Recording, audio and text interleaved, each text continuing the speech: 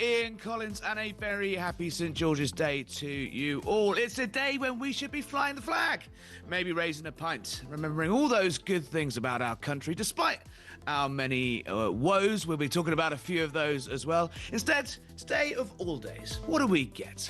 Yes, another hand-wringing lecture from our Prime Minister about decency over division, unity over hate. Apparently, flying the St. George's Cross today, even today, is a political statement. Just like being concerned about grooming gangs was apparently jumping on a far-right bandwagon. Keir Starmer just can't help himself. Yes, this North London Liberal lefty lawyer has spent his career campaigning for open borders, for arguing about the surrender of British sovereignty wherever he saw the opportunity. Now, apparently, he gets to decide who and who is not a patriot. Why can't they just leave us alone, just for one day of all days, St. George's Day? Why is it only the English that have to put up with this? Why do we have to self-flagellate every time we want to show a little bit of patriotism? Scots, Welsh, Irish, French, maybe not the Germans, but across Europe, countries are allowed to celebrate their national heritage in peace. I'm coming to you today from the United States, where I now live, a country that salutes the flag every morning. They plaster it in schools, on buildings, on houses, on their cars, on their T-shirts, on their public places. You name it. And no one calls them racist for it. Only the English are tiptoed around by progressives like Starmer, who clearly feels very icky about the St. George's Cross. He clearly feels very icky about St. George's Day. So there he was, lecturing us last night about decency in front of a tiny little string of England flags, as if he's not the plastic patriot. Apparently, that's us. And also, really, Keir Starmer lecturing us about decency? Decency, like throwing every single person he can possibly find under a bus to save his job? Decency, like appointing the friend of the world's most notorious paedophile, Jeffrey Epstein, to one of the most sensitive security roles in the country? Yes, the Peter Mandelson story is not going away. We'll get into that today. And what about the decency of Lord Hermer? Another day and more revelations about the PM's human rights right-hand man. He's the country's top lawyer. He was the PM's old boss. He's the PM's friend. And he's up to his neck in the prosecution of British troops. How's that for decency? And what better way to celebrate St. George's Day than giving the French another 2 million quid a week to pull out Le Finger and apparently try and stop the boats? Yes, the deal to simply pay the French to try and make the problem go away. It hasn't worked so far. We've cost £500 million so far. Still nothing. So let's give them another 162 million to stop those illicit boats. Let's see if that happens. So my question today for you, get in touch, is who's the real plastic patriot here? Is it us? Or is it Sir Keir Starmer? He seems so dismissive for anyone that wants to fly the flag. So why does he get to define who and who is not a patriot? And on what terms? Give me a call. Let's talk about it. 0344 499 1000. I cannot believe, after many months of not presenting on this show, I have managed to get that phone number right just on the first time. 0344 499 1000. You can send me a WhatsApp voice note on the same number, or you can text TALK to 87222. Text costs £1 or usual one standard network rate message. Sorry, there we go. Or tweet at talkTV. Get in touch. We'll have a conversation. But first of all, I've got a guest here, someone who I think might have some views on what Keir Starmer's views on patriotism might be. It's Annunciata Rees-Mogg, Head of Communications at Popular Conservatism. Good afternoon, Annunciata. Happy St. George's Day. Are you a plastic patriot? According to Keir Starmer, almost certainly. I'm afraid my necklace is a Union flag, not a St. George's one. We'll forgive you that one. But at least I've owned it for I couldn't quite work it out, but about 20 years. I didn't just pop down the range and pick up a £2 string of plastic flags to hang on my mantelpiece. It did look ridiculous, didn't it? It's just like, what is he doing? And like, where did they get them? I mean, it's like they've sort of wheeled them out every so often, and it's just like it's just so cringe. It's so cringe. And he is, if I could vote in your question today, he is 100% the plastic patriot. He has done everything to undermine our country. He didn't even really mention England or the English at all whilst trying to say Happy St. George's Day. So I am going to give him some words that perhaps he might want to mull on. The English are best. I couldn't give tuppence for all of the rest. And I think we've lost that spirit. We've been told for years now to be slightly ashamed of being English. We're told that we've got to decolonialize Shakespeare, that we must apologize and be embarrassed about having ever had an empire, that the slave trade was entirely our fault, even though we were the ones, our Navy are the people who stopped it, that we were the first country to ban it, that actually we have so much to be proud of, and Keir Starmer doesn't get it. Let's have a listen to plastic patriot Sir Keir Starmer standing there in front of his little tinsel like England flags. Let's have a listen. We will fly our flag proudly. It's our flag. It belongs to us, and we will fly it for the values that we believe in, and they're the values of the people I've named in this room tonight, the people who step up for their communities, who want to bring people together, who reject the division that others want to inflict on us. They are English values: service, generosity and respect. And that's why I love this country so much, because that is us, that is our values, that is what we fight for, that is what the flag truly represents. And when we stand together, united in our communities, we are stronger than any challenge that is thrown at us. I mean, he could go give an aspirin a headache, wouldn't he? I mean, it's just so beige, and it's like milk toasted. Like, what is he? Where's the passion? I mean, we're told this guy's meant to be fired up and angry and fighting for his job, and it's just like he's just reading from a sort of paint by numbers lefty's guide to kind of trying to just get through. Well, you can see it on his face. He clearly finds it an awkward time. How do you think he's actually going to be celebrating St George's Day? What when that black door shuts, Nunziata? What do you think he's actually going to do? I don't think he's going to be drinking a pint of Spitfire, is he?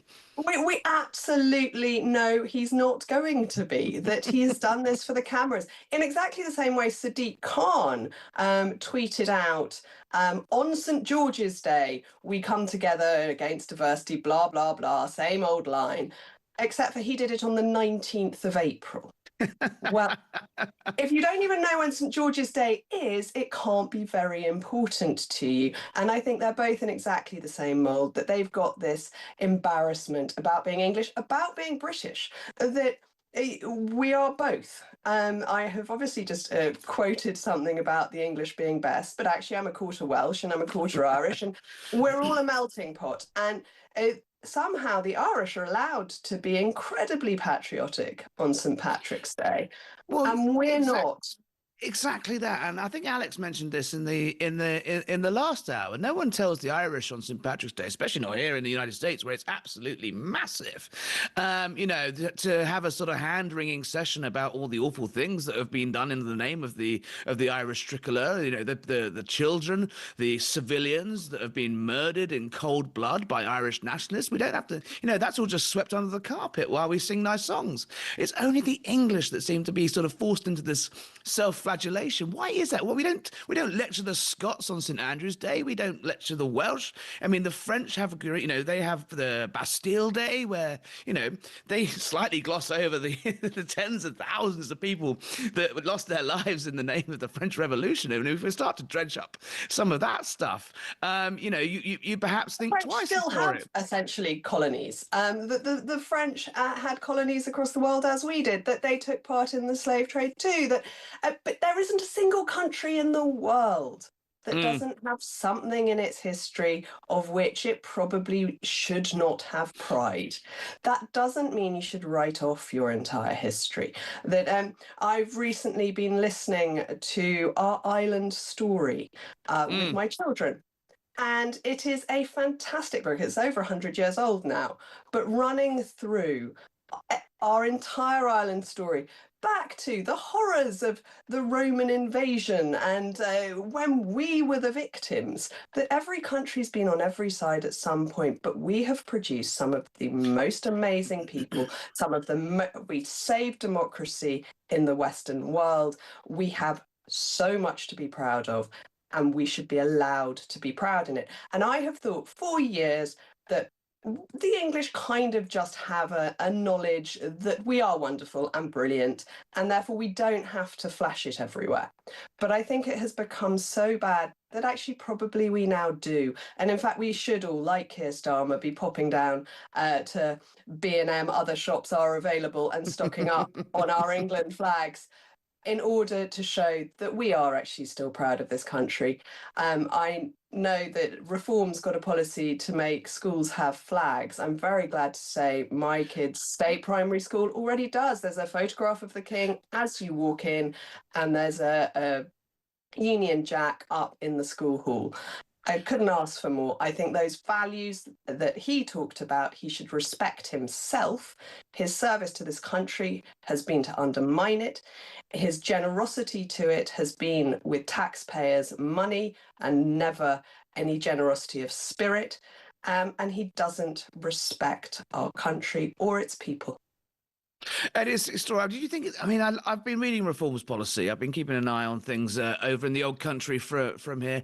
Do you not think it's? I know it's St George's Day, so they wanted like a nice St George's Day policy, but it kind of feels like so trying to hammer shut the stable door. I mean, the horse is well and truly bolted. It's going to take more than a couple of flags in the schools to turn around years of indoctrination, left-wing teaching unions who've fought back against every single sort of vague bit of patriotism on the curriculum. As you said, we're not talking about the good things that Britain's done. We're only talking about the bad things. We're still wanging on about reparations for slavery when it was Britain that freed the world from that evil trade. I do worry that it's something of a sticking plaster policy, isn't it? I'm afraid to say I think it's tokenism, and that this is a movement that has to come from the people, and that it should be encouraged, not forced. And if you just make teachers who hate our flag or our country or our history stand there and say, oh, the British did some very good things, here's our flag, you're not going to change anything. Well, exactly. John from Liverpool gets in touch. Hi, Harry. Can we start a campaign to remove that waste of space, Keir Starmer's knighthood, because he does not deserve it for hating our country? To be fair, he did get that knighthood for banging up some fairly wrong, bad people. A lot of people that perhaps he did not, that went across his desk that did not get to prison, but he has locked up a few terrorists. I do think that's one of his redeeming features, actually, in his long career, is that he was pretty tough on terrorists and pedos when he was Director of Public Prosecutions. But I understand the anger. To get involved in the conversation, 0344 499 1000. You can call, you can send me a WhatsApp message on there, voice note on that, or just text me 87222. Don't forget to start with talk to join the conversation. What do you think about that, Annunciata? Does he deserve his knighthood, Keir Starmer? I think this retrospective application of things it isn't very helpful. Do I think he brings honour to a knighthood? No, I don't. I think he is a broken man, but he's one that's tried to break the country. And the more that's coming out about these Mandelson-related scandals, the more we're seeing quite how bad that is. That it is clear pressure came from number 10, and either Keir Starmer isn't running number 10, and this is all Morgan McSweeney, who of course we'll see speaking to the committee next week, in which case Keir Starmer shouldn't be Prime Minister because he's not running anything. Or it came from Keir Starmer, and it is horrifically bad decision-making. Repeatedly. If you look at the list of people Keir Starmer has appointed to key positions, it is not one bad judgment. It is every judgment has been bad. Well, he's onto his third chief of staff. He's onto his fifth director of communications. His director of strategy thought that the best strategy for him was to get the hell out of that building. Lord Hermer, we're going to be discussing again at length later on. It is starting to look like he's running out of people to throw under a bus. When Boris Johnson was in trouble, Keir Starmer would pop up every 5 minutes on the TV going, the buck stops with the Prime Minister. Except now he's in power, the buck doesn't stop with him. It looks like Ollie Robbins, the head of the Foreign Office, could be in line for £1 million payoff because Keir Starmer unfairly unilaterally dismissed him for doing his job. Mr. Rules is now firing people for following the rules. It sort of beggars belief. It really does. And if you look at the political appointments he's made as well, I mean, the very obvious one is Mandelson, who, although it's a diplomatic post, it was a political appointment. But look at who he put in as his corruption minister. Well, that went well. She has now been convicted in her absence of corruption in Bangladesh. And but of course, they don't think that conviction should stand because there wasn't a jury. But they're trying to scrap juries. And Lord Hermer, who has been pushing and pushing for the Chagos Islands to be given away, which is against our national interest, but also tried to convict, I mean, a real evil witch hunt against British soldiers on completely trumped up charges. We'll discuss. We'll get into that after the break. There's plenty to discuss there. But what do you think? Give me a call. 0344 499 1000. We're going to take a quick break. News Archer will be with us throughout the night for a little longer. We'll get some more pearls of wisdom from her after this.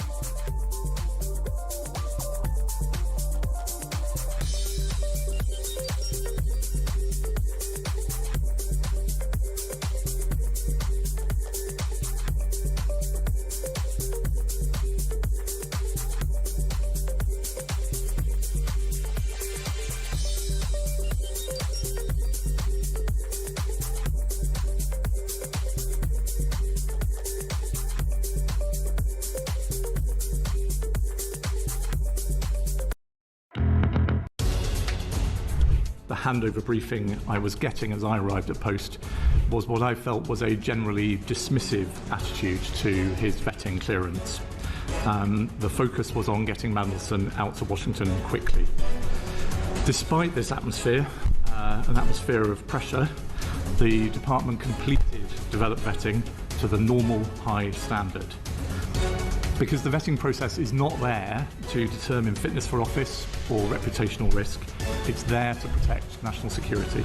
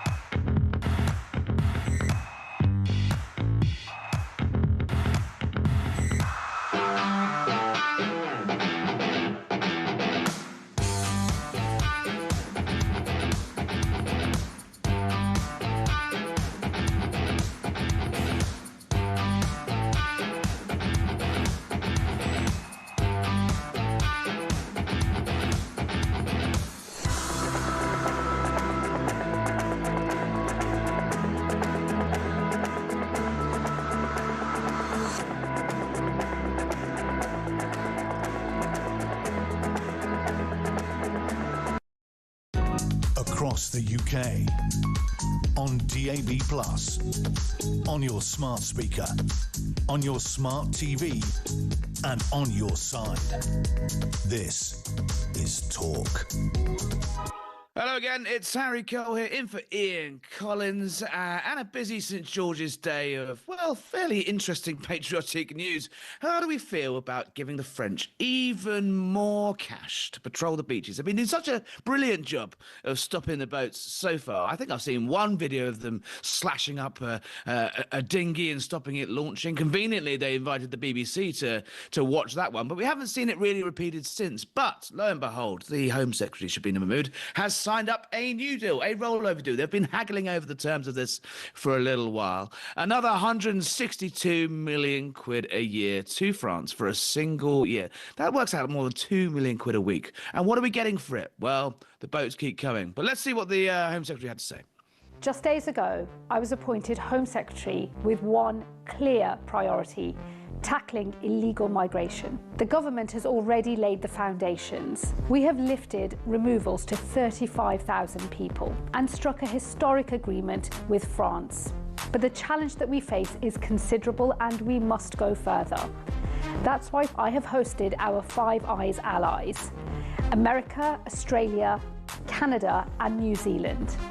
We have discussed the shared challenges that we face from enemies who have no respect for our borders, and we have agreed coordinated action to enforce security and protect our citizens, including tougher sanctions on countries who refuse to take back their own citizens who are living here unlawfully. I know that the British public expects us to bring order and control back to our immigration system, and as Home Secretary, I will do whatever it takes to secure our borders.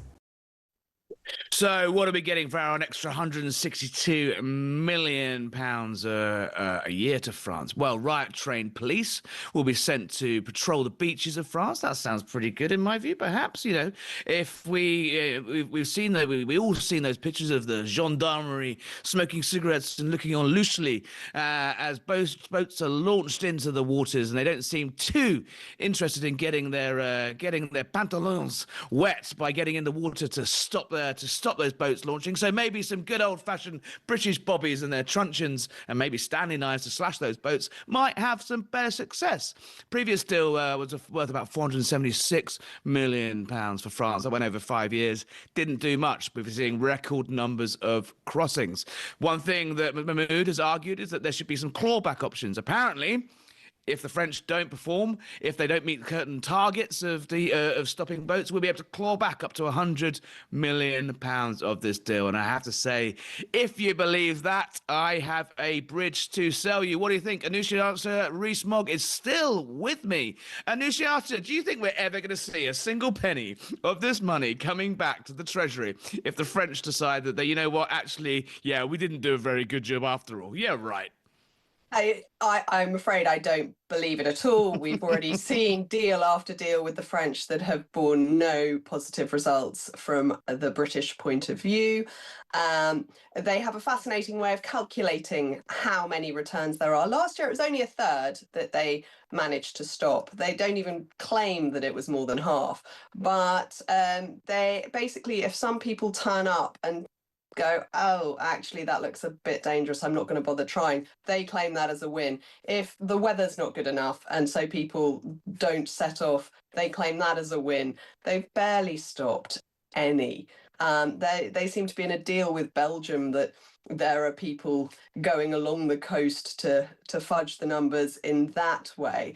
And this money is money after old rope. We've seen what happened with the one in, one out. Well, all your viewers are intelligent enough to do 0 + 1 - 1 is 0. So it makes no difference anyway. But in fact, we've managed to take marginally more people from France than we've sent back to them. It's cost us a fortune and it hasn't deterred a single person coming. Indeed, some of them have been in and out on the one in, one out more than once.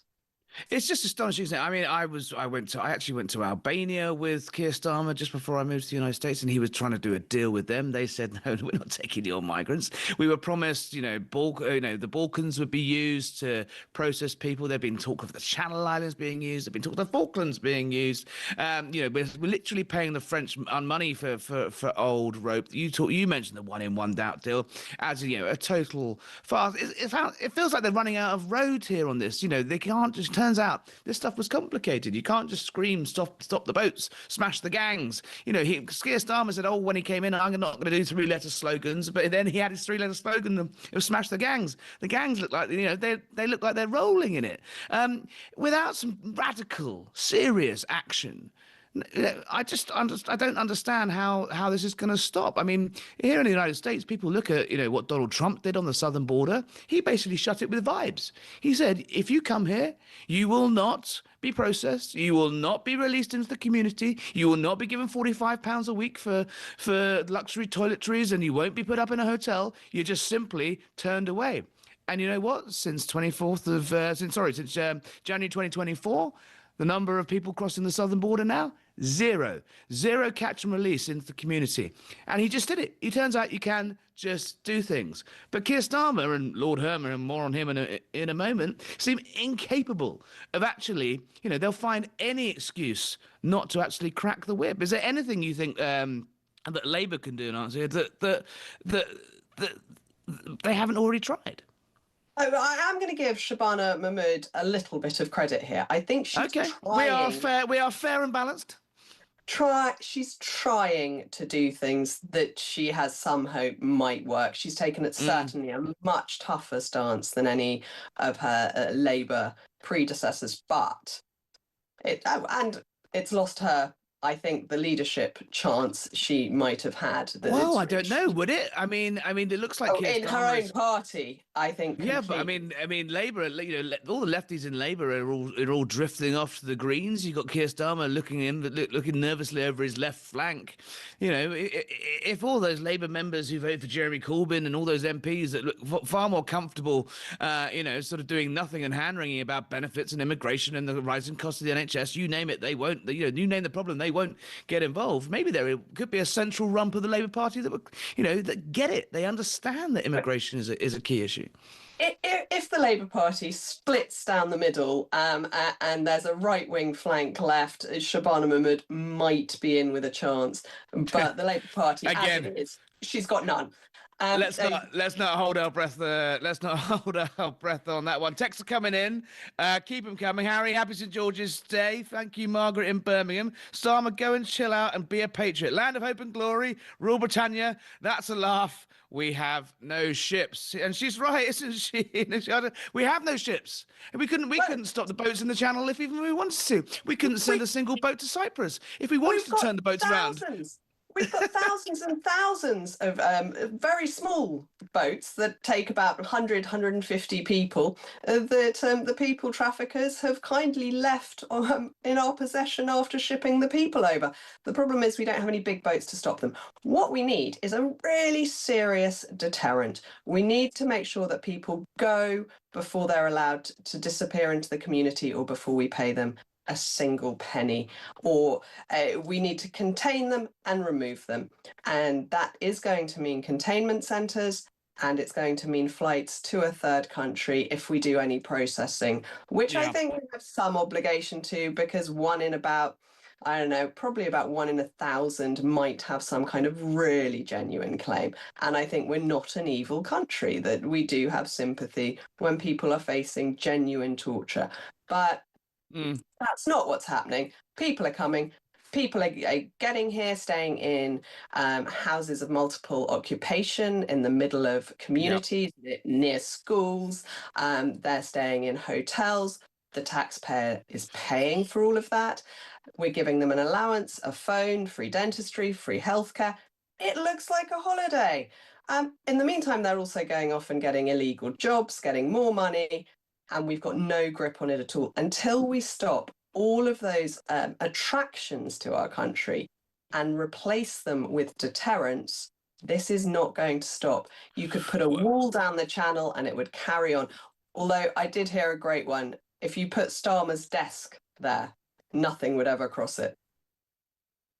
It did. It's remarkable. I said the other day on my show, Harry Cole Saves the West, which you can find on YouTube, it does Keir Starmer even have a desk? It's remarkable about the amount of things that didn't come across it. Dare I say the words Jimmy Savile, who he said, when he was director of public prosecutions, it didn't come across his desk. Okay, well, whose desk did it come across? And all of these resignations from his cabinet. Angela Rayner's tax. We didn't know about that when he hired her. Louise Haig's former mobile phone criminal allegations. Didn't know about that. That didn't come across his desk. It's as if the guy just lives in this magical void where, he says he's this great, decent, honourable leader who's in it all for the right reasons. But then the second that anyone manages to sort of slightly embarrass him or let him down or not tell him something or keep him in the dark or actually, take a decision when he seems incapable of doing that himself, he throws him under a bus. Where is Keir Starmer's desk? Have you seen it? Does it exist? 0344 499 1000. Keep those texts text coming in as well. Hang on, I've lost the text number. I was going so well.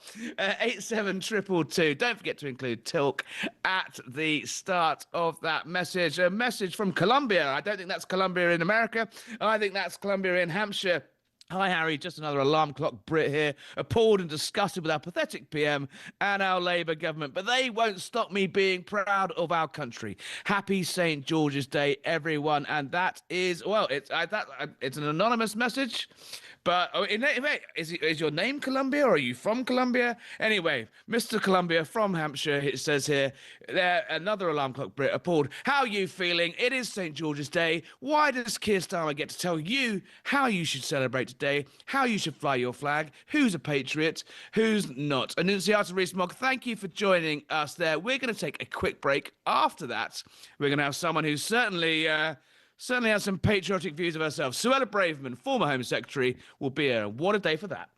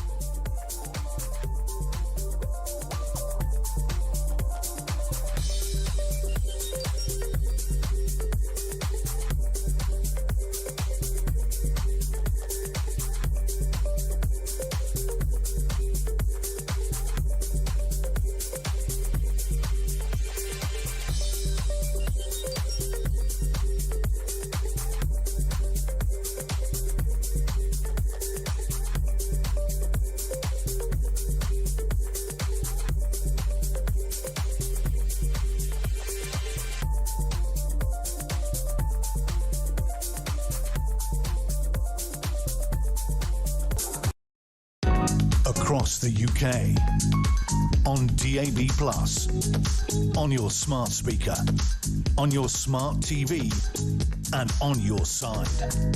This is Talk.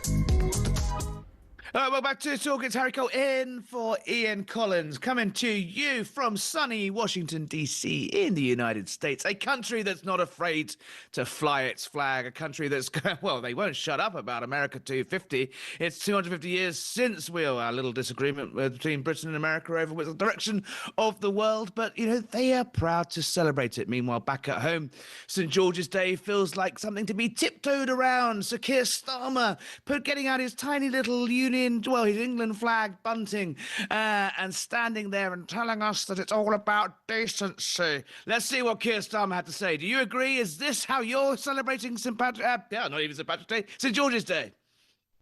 We will fly our flag proudly. It's our flag. It belongs to us, and we will fly it for the values that we believe in, and they're the values of the people I've named in this room tonight, the people who step out for their communities, who want to bring people together, who reject the division that others want to inflict on us. They are English values: service, generosity and respect. And that's why I love this country so much, because that is us. That is our values. That is what we fight for. That is what the flag truly represents.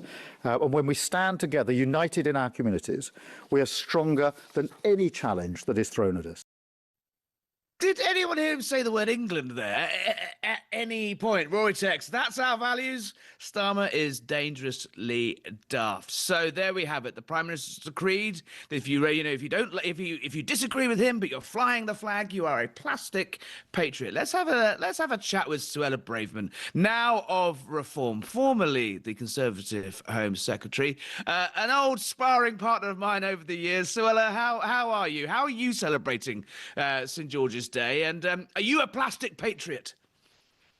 Very good to see you, Harry, and happy St. George's Day. Well, today I'm going to be celebrating by joining hundreds of Reform supporters in Gosport later today, as we have a big election meeting. We're deep in the campaigning and there's all to fight for, but we're fighting for our country. And today's a great day to celebrate the good and the virtue and the great contribution that England has made to civilization over the centuries.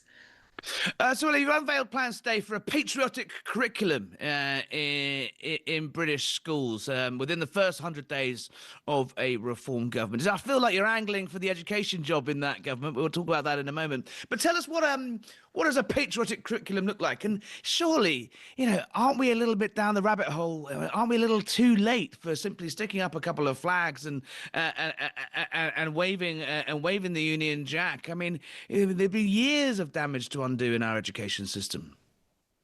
Well, there is a really big problem. You and I are proud patriots, Harry, and I know many of your talkTV viewers love our country and not ashamed to say so. But the national picture is damning, and particularly amongst our young people. A large proportion of 18 to 24-year-olds think that Britain is a racist country. Half of them don't know what Magna Carta is, and barely 1 in 10 of our young people today say that they would be willing to fight for our country. I think that's a damning indictment of what's happening in our education system, actually. It's not their fault. It's what's being pumped through many, not all, but many of our schools. And too many of our schools have been captured by left-wing dogma. They want to decolonize the curriculum and teach about how Britain has been racist and evil. They talk more about how Churchill was a villain rather than how heroic and lucky we were to have Winston Churchill in Britain. And so our Patriotic Schools initiative is about righting these wrongs and getting us back on track. So first of all, we'll place a duty on all schools to fly the national flag and to place a portrait of the monarch prominently so that everybody can see it. That's how kids see what patriotism looks like. We'll also review the curriculum. We want to roll out a patriotic and balanced curriculum that's less focused on reparations and more focused on the good that the British Empire did. And then lastly, the Secretary of State for Education will use powers, legal powers set out in law to intervene when teachers are getting political in the classroom or straying into indoctrination. Liz Rees-Mogg was on the show earlier. She said there's a little bit of tokenism about this. I know it's St. George's Day, and I know it's a good day, a better day than any to talk about this sort of thing. But it's going to take more than just a sort of tweaking of the curriculum to reverse this damage. Don't forget that generations of school kids have already come through this. You talked about that polling that showed about the under-25s.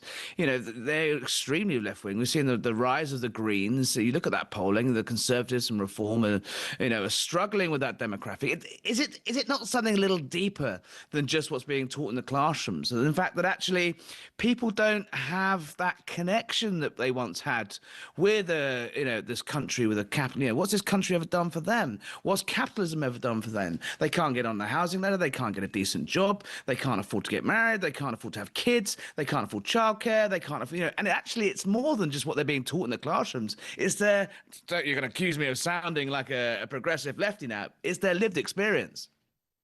Oh, yeah, that is progressive lefty woke language, Harry. Listen, it is a broader cultural and social issue we're facing. The lack of patriotism in our country is something that really saddens me. My parents were born under the British Empire in the 1940s, and they came to the country in the 1960s, but they instilled in me in the 1980s, when I was growing up, a profound love of the British Empire, actually, and the good that Britain did for the world. And yet to have that view today seems more of an exception than the norm.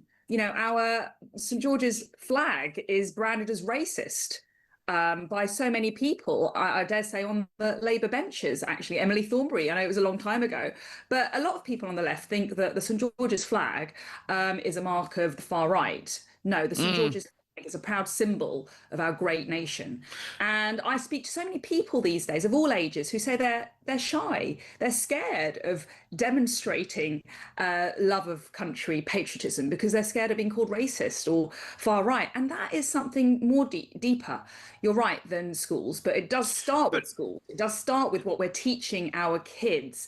And it also spreads into our cultural institutions. We shouldn't be having trigger warnings paintings to Shakespeare plays or portraits in the National Gallery.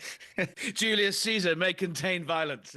I mean, come on. But it's a shocking polling this week. 36% of younger Brits, only 36% of younger Brits think their lives would be better than their parents, and that's down by half in just a single year. There's something happening out there that is not good. It's really interesting in this country. I'm in the United States now, as you know, and it does feel, I think where you're right, it does feel like Americans are better educated on British history than Brits are. People, they talk about the Magna Carta. They talk about all the great things that Britain did that America then took and ran with it. So I do think you're onto something. But would you? Do you accept we are just sort of slightly scratching at the surface here? I think that this is my first policy announcement on education with reform, and there's going to be many more. And so schools are a big part of the solution. And I think if we can get more children appreciating the good that the British Empire did, learning more about Wilberforce and the West African Squadron than the campaign for reparations, for example, learning about Magna Carta, learning about the Industrial Revolution, learning about how parliamentary democracy was cradled in our country and rolled out around the world, all the great things that you and I love about this country. We're not teaching that. We're simply not teaching that enough. And there are too many teachers, I'm afraid, it's got to be said, who are left-wing ideologues, and they believe in a progressive agenda, and they believe in teaching about unconscious bias and white privilege and all of these contested ideological notions, which are not fact, they are opinion, and they should not be in the classroom. And history and our values and teaching about our civic identity is one aspect of it. There are many things that are going wrong in our schools, and so there's a big job. There's a big job ahead of a reform government. And that's your role. That's your role. You're going to be sort of ridding. I know you got into trouble for using the term cultural Marxism when you were in government, but for want of a better term, of the infiltration of the left across civil society, across our institutions, starting with the schools and the universities. I mean, God, some of the stuff that's being pumped out of the universities, they're going into crippling amounts of debt to do worthless degrees that then, lo and behold, they can't get a job once they have that useless piece of paper in their hands. So you're promising to start with the schools, but you'll be going further than that. You'll be going right into the British cultural state, right? There is a huge piece of work to do. And to talk about the broader point about young people today, you're absolutely right to comment on why they may feel disenfranchised. Youth unemployment is spiraling. 700,000 graduates are currently unemployed. I think about 250,000 of our own graduates are claiming welfare. The average student is coming out saddled with £50,000 worth of debt. I mean, university in many cases just isn't worth it anymore. It's far better for young people today to avoid that debt trap, avoid wasting 3 years of their life at a pointless a substandard university doing a pointless course, and start learning, getting the skills and moving on with their lives. That's how we can empower the next generation.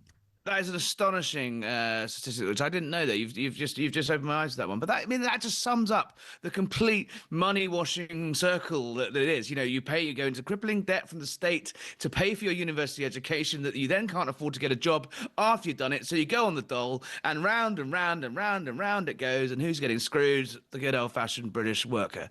Unbelievable. So I've got you. I mean, another. I think this falls under your brief of education. Another poll that was out just recently, and I love this. From this, it's caused absolute merry hell here in the United States. They're laughing their little heads off at this one, especially in the year of America 250, where they never take an opportunity to have a little pop at Britain.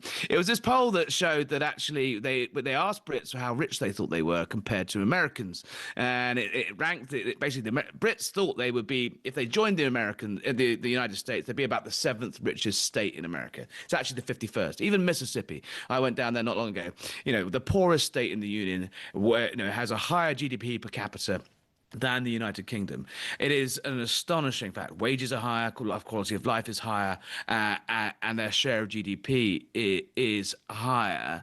Part of that education is, we actually, despite all of our woes and all the problems you've listed, actually Britain doesn't realise quite how much trouble it's in. Yeah, you're right. I mean, that statistic is both shocking but also quite unsurprising for those of us living in the UK at the moment. You've escaped, Harry, but I right haven't now, claimed asylum yet, but you know. okay. I wouldn't blame you if you did, to be honest. But the issue right now is dire for our economy, and that is hurting workers, it's hurting small businesses, it's hurting pensioners, it's hurting families, it's hurting farmers. I've lost count of the number of small businesses, you know, the white van man, the hairdresser on the high street, who are on their knees and they don't know whether they're going to survive the next couple of years of Labour. So the statistics are dire. You know, growth has been pretty non-existent for the best part of the decade. 7.8% growth since the crash over 16 years. If you do it per head, how it should be measured, you know, that's barely any growth. Basically, we've stood still for a decade and a half. Yeah, and GDP per capita, even worse, because we've seen the mass migration crisis, something the OBR would refuse to take into account when I was Home Secretary trying to get net migration down. Taxes are, you know, spiralling out of control. Our welfare budget is enormous. The debt to GDP ratio is 100%. You know, we can't go on with those economic metrics. We need to get taxes down. We need to get welfare spending down. We need to get the size of the state down. We need to get our spending on carbon capture and net zero madness down. We need to start ensuring that British workers are able to keep more of their hard-earned cash and can invest it into our country so that we get to start seeing some growth and some prosperity, not just for young people, but for everyone. I mean, the intro could not be bigger for reform, and I'm sure we'll be talking about that in the wake of the local elections in the run-up to the next election. But, Suella, while you're here, we'd be remiss. We're given your former role as Britain's Home Secretary. What do you make of Labour's latest announcements on this extension of the French deal? This is obviously something that started under the Conservatives, paying the French to try and stop some of these boats. Obviously, we've all seen the pictures of the gendarmerie who are refusing to get their feet wet and jump in the water. We see the occasional boat turned around, but it's hardly exactly value for money, is it? You know how hard, you know more than anyone how hard that job is. Do you have any sympathy for Shabana Mahmood? Do you think she's doing the right thing in extending this deal? And do you ever think we'll see a single penny clawed back from La French for not agreeing to their terms of the deal? Well, my answer is no. I don't think we will, because it's a farce, isn't it? It's Groundhog Day. We've been around this block many a time. We've seen, and I'm afraid I'm part of that hit parade of, you know, Home Secretaries who talk tough but can't deliver ultimately because either their hands are tied like mine were, or whether they're, you know, it's just they're not willing to do what's necessary, which is the case with Shabana Mahmood. The solution here is either get the French to intervene and take the boats back in French waters, which they will never do. I used to try valiantly with my French counterpart to see if the French would accede to that suggestion. It was a flat refusal every time because, let's face it, this is very convenient for the French, for these illegal migrants to be departing the shores of Calais on their way to Dover. They very little interest, selfishly speaking. So you think giving them more money, it's a waste of money to give them another £2 million a week then? I think it is, because really the solution is either a meaningful deterrence, so something that shows that if you're going to make this journey on the Channel, you're not going to be able to stay in the UK. Detention, deportation, swiftly. That's what's lacking, and that has been lacking for years. And Shabana Mahmood is not willing to do what is necessary. She's not willing to pull out of the ECHR. She's not willing to review or change our human rights laws, which are the big obstacle to the government taking control of the situation. Suella Braverman, former Home Secretary, now leading the charge on cultural revolution, especially in our schools, for reform. Thank you for joining us today. Always a pleasure. And a happy St George's Day to you.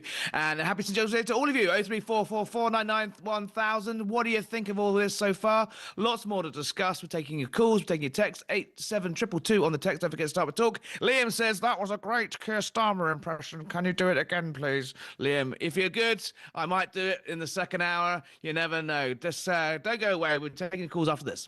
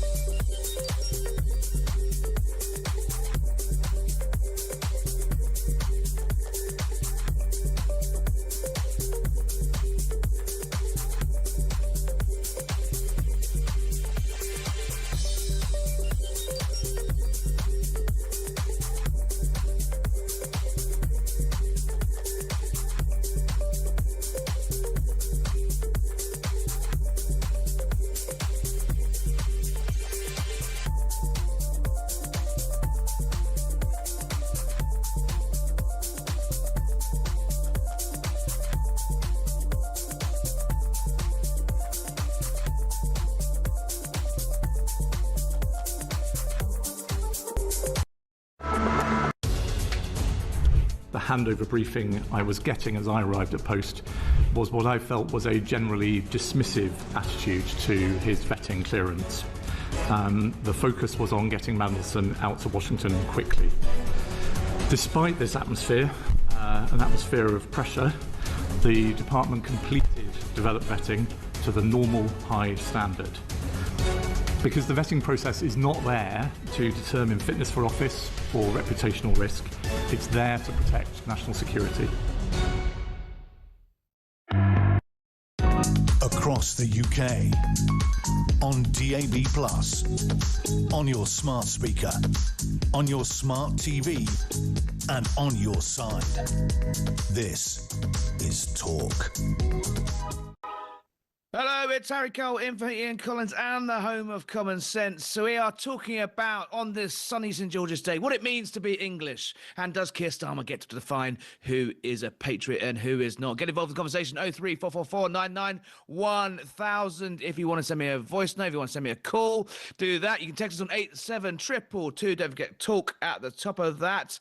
Look at a quick text from here from Paul. He's a former policeman. He's a former military veteran. He says he's worked and served with people he would have followed through the very gates of hell if needed. That's down to faith and respect for people. He's also, on the other hand, met people that he wouldn't follow in the queue at the checkout of a supermarket.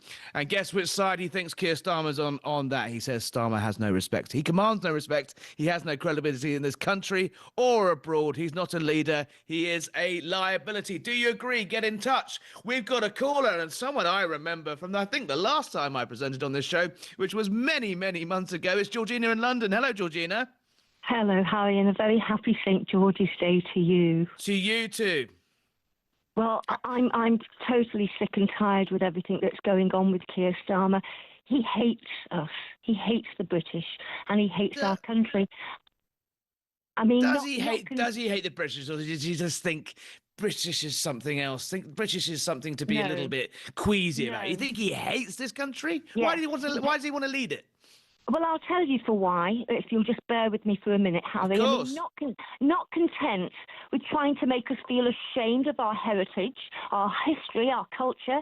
He wants to tell us that we, the patriots of this country and the lovers of all things British, that we want our flag, our Union Jack or our St. George's flag, we want to use it as a tool for division.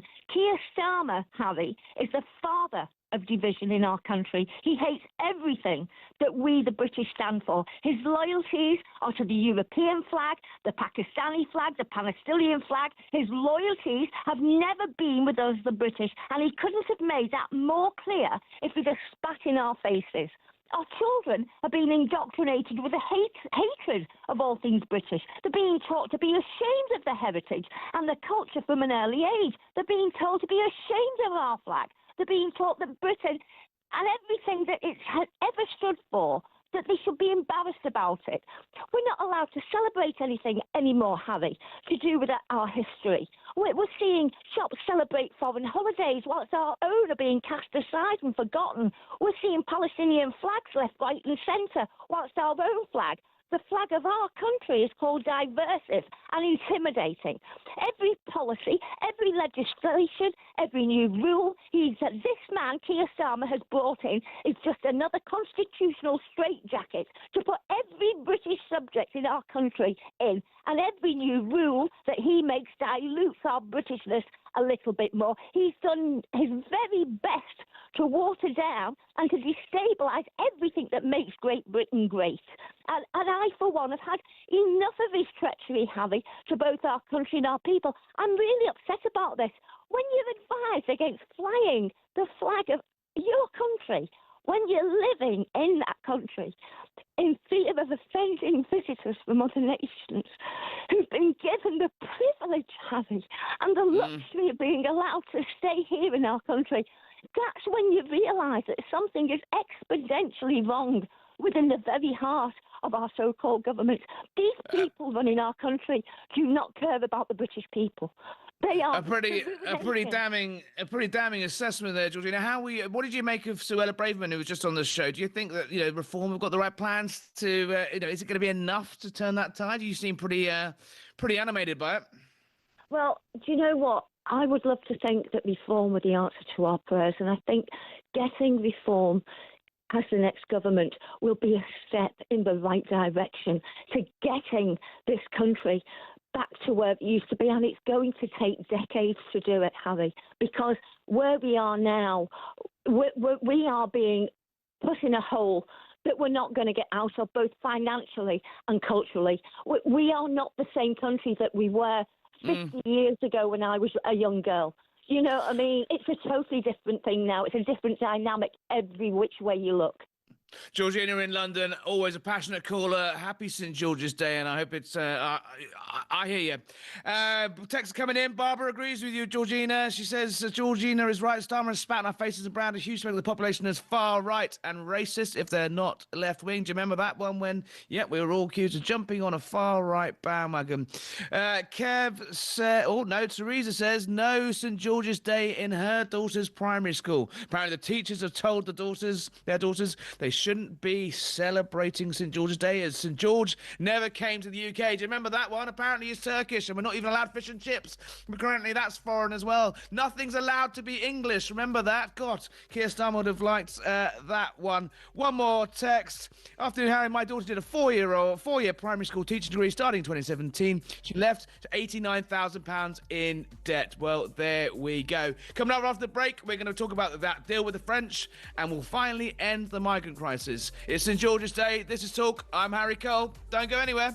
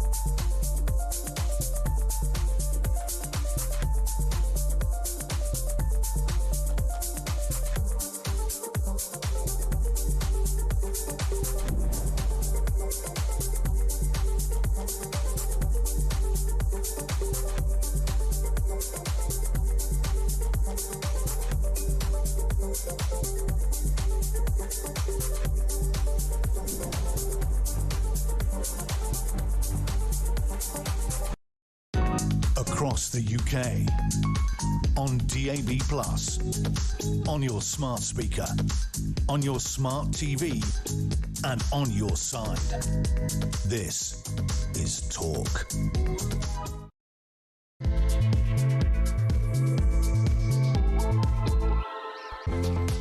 Welcome back to the home of common sense. I am Harry Cole, in for Ian Collins on this beautiful St. George's Day. I'm in Washington, D.C. I don't know what the weather's like in the UK, but it's shaping up to be a sunny day here in a country where you're allowed to wave a flag, you're allowed to be patriotic, and you don't have to be lectured about unity and division every time you want to just celebrate your heritage, which is what we should be doing today. Happy St. George's Day to you all. We'll be continuing in this hour on on those comments by the Prime Minister, blasting plastic patriots who he claims hijack the St George's Cross to push their division and their hate. But who is the Prime Minister to tell us how to celebrate St George's Day?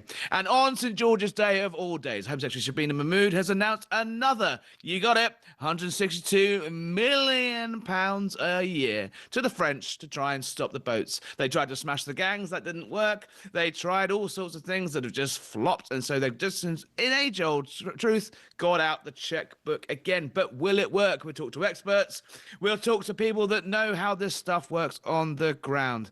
And another perfect patriotic story for this patriotic Labour government. The Attorney General, Lord Hermer, Keir Starmer's old mucker, he's in hot water again. His role in the scandalous witch hunt of targeting of British troops is coming under the microscope. He's all denials, but a new evidence published in the Telegraph showed the key role he played in those horrendous prosecutions of British troops for simply doing their jobs. We'll be discussing all of that and much more to come. But on this sunny St George's Day, let's talk to a former MEP, member of the European Parliament. Remember the European Parliament? That old talking shop. Andrew, an appropriately named England car, is with us to talk about that deal.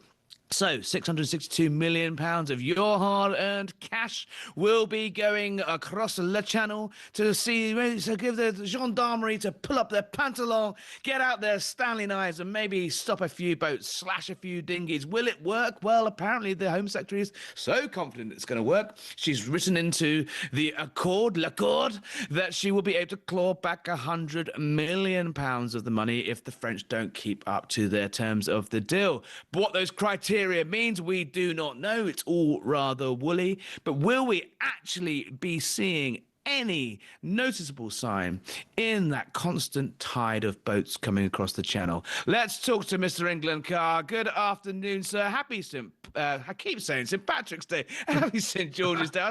I spent too much time in America, where St Patrick's Day is quite the party. Happy St George's Day to you, sir. Firstly, how are you celebrating, and are you waving your flag for this deal?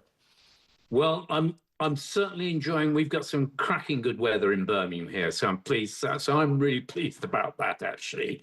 But yeah, I'm very happy about St George's Day, and thank you very much for the invite, Harry. Always a pleasure. An excellent taste in shirt, I have to say. We appear to be wearing the exact same outfit. I do. Maybe I came and got it off from your bedroom. I don't know, maybe. Gosh, well, anyway, moving on. Shabana Mahmood and her deal. Are we going to see, is this going to stop the boats? Look, I'd really like it to stop the boats, but I have strong doubts that it will. Partly because purely going on past actions. We have seen the French police spineless and immoral. They merely stood back and let very vulnerable people go into a horrendous, hostile sea, resulting in many, many deaths. So I doubt it very, very much. £2 million down the drain a week. But when there's far more effective measures that should be done, yes, certainly, if they went and slashed every single boat, that would help. But really, until we come out the European Convention on Human Rights and Human Rights Act and stop the big fat gravy train for the lawyers getting civil aid, legal aid that a lot of British citizens can't get, I really have my strong doubts we'll see any difference. Exactly. It feels like time for something radical here. I mean, we talk about it will take years, decades. Think about how long it took to leave the European Union. It will take years to renegotiate our position with the European Convention on Human Rights. We'd have to fight, not just in Parliament, in the House of Lords and the House of Commons. Whoever comes in as the next government to do it on a mandate to do that will be meeting a wall of resistance from the BBC, the charity sector, the Guardian. Can you imagine the screaming about this? Is there nothing we can do in the short term? A leader, I don't think it's Keir Starmer, but a leader that had a pair. Where's our Donald Trump, who just he came into office and just said, you know what? The border's closed. No more southern border crossings. Go home. You will not be processed. You will not be put up. You will be turned around, and don't even try it. Is there any way that you could see a British government doing that? Let's not send riot police. Let's send the SBS over. If we want to actually destroy these boats, we could be shooting them from the sea.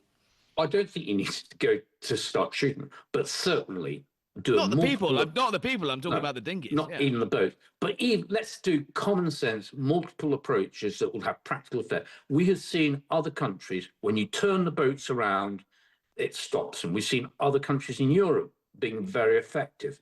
Simply, let's start looking after the British interests first. I'd have the Navy intercepting the boats. I'd stop the human rights. And in actual fact, if you had real determination in Parliament with the right path, that the Conservatives had the ability, they could have driven through legislation that would have stopped it, would have brought us out the European Convention on Human Rights that has been completely abused by the lawyers and the criminals. So there are many steps we could do.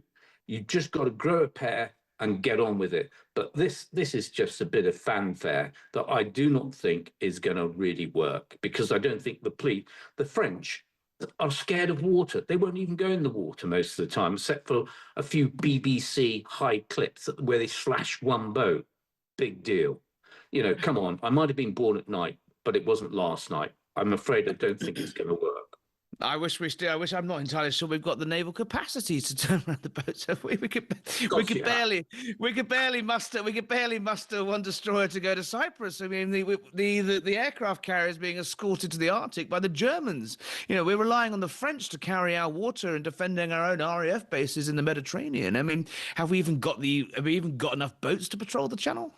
Of course, yes, we have. If we put priority in looking after the British homeland first, not waltzing around the world where we haven't even got enough strength to protect those boats anyway. You've cut the Navy to such an extent, it's become a joke.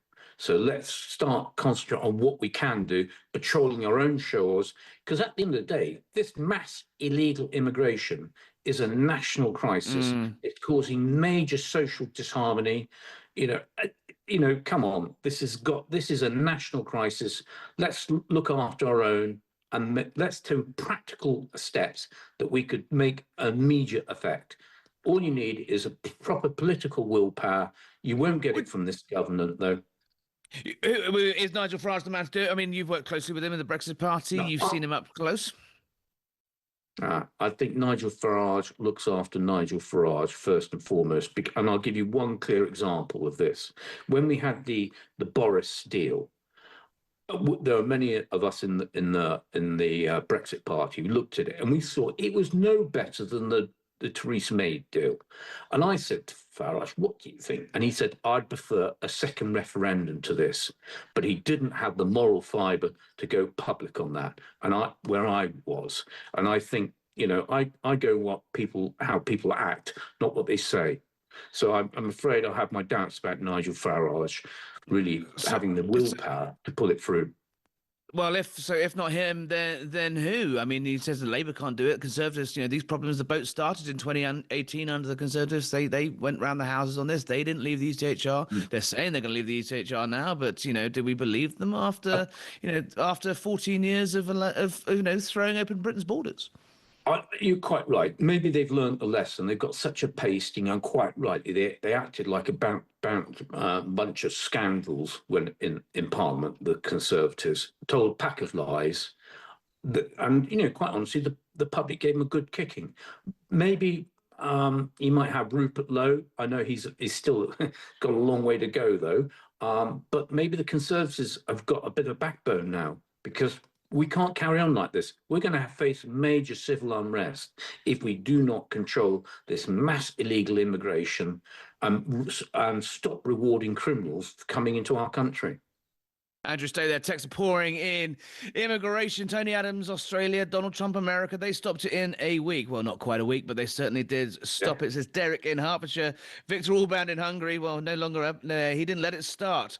Why does the UK not want to stop it, says Derek. And Derek, he's on one today. Navy on the boats, Air Force on the helicopters, Army on the beaches. I mean, this is almost St. George's Day poetry. Do not let them into our waters, just stop them. And then adds ban French fishing as well. No money paid to France. Isn't it, Derek, right there, Andrew? There's levers we could be using. Under the terms of the EU deal, we let the French, the Spanish, pilfer our waters for another 15 years or so. If we wanted to play hardball with the European Union on defence and security and intelligence sharing, we could easily do that. Why aren't we playing hardball in the way the French are?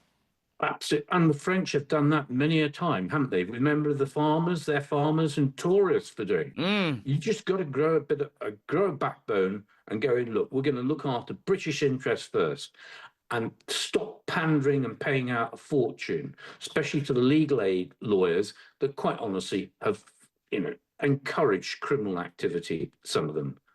And, you've got to be called, call a spade, stop messing around. This is a national crisis. We can and should take proper action. Brian says, good afternoon, Harry, on St. George's Day, and it's his Auntie Sis 99th birthday. Happy birthday. What an innings, Auntie Sis, 99 years old on St. George's Day. What a great birthday. Brian says we should give them nothing, give the French nothing. We should be building detention centres. Well, funny you should say that, Brian, because I think you might get some good news in the next 20 minutes or so. There's more on this story coming up later today. It looks like the government are using St. George's Day to push some serious immigration stories. Whether we believe them or not remains to be seen. But Brian says, what on earth was the Home Secretary thinking?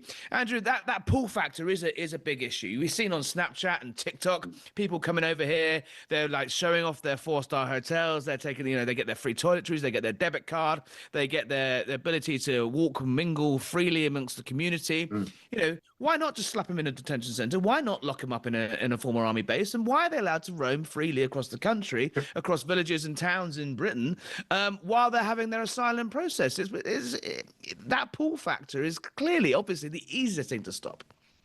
You're right. There is a tremendous pull factor, which even the French quite rightly point out.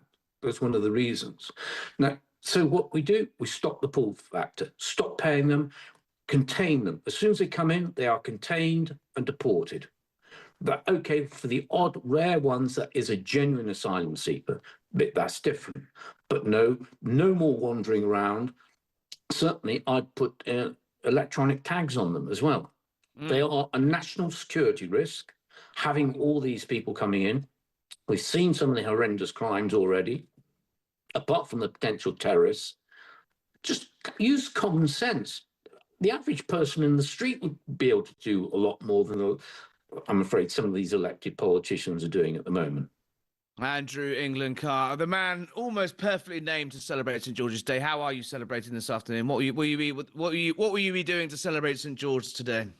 Well, I'm having plenty of cups of tea. We are rather busy at work, luckily, and so we've just got to do it. But I enjoy work. And but I'm pretty glad I'm not in politics anymore. I'm afraid I'm a bit disillusioned.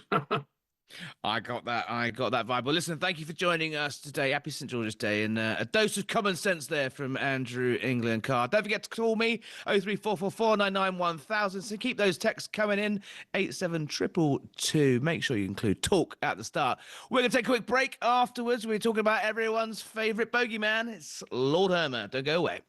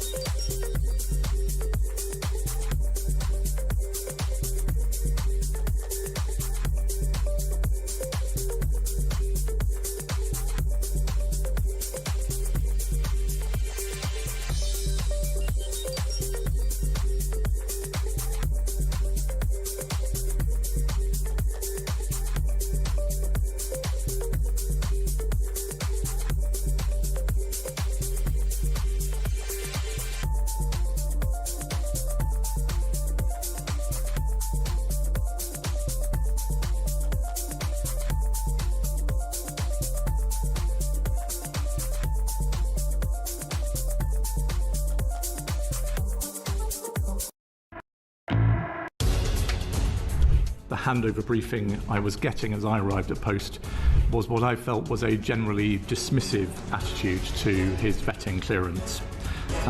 The focus was on getting Mandelson out to Washington quickly. Despite this atmosphere, an atmosphere of pressure, the department completed developed vetting to the normal high standard. Because the vetting process is not there to determine fitness for office or reputational risk, it's there to protect national security.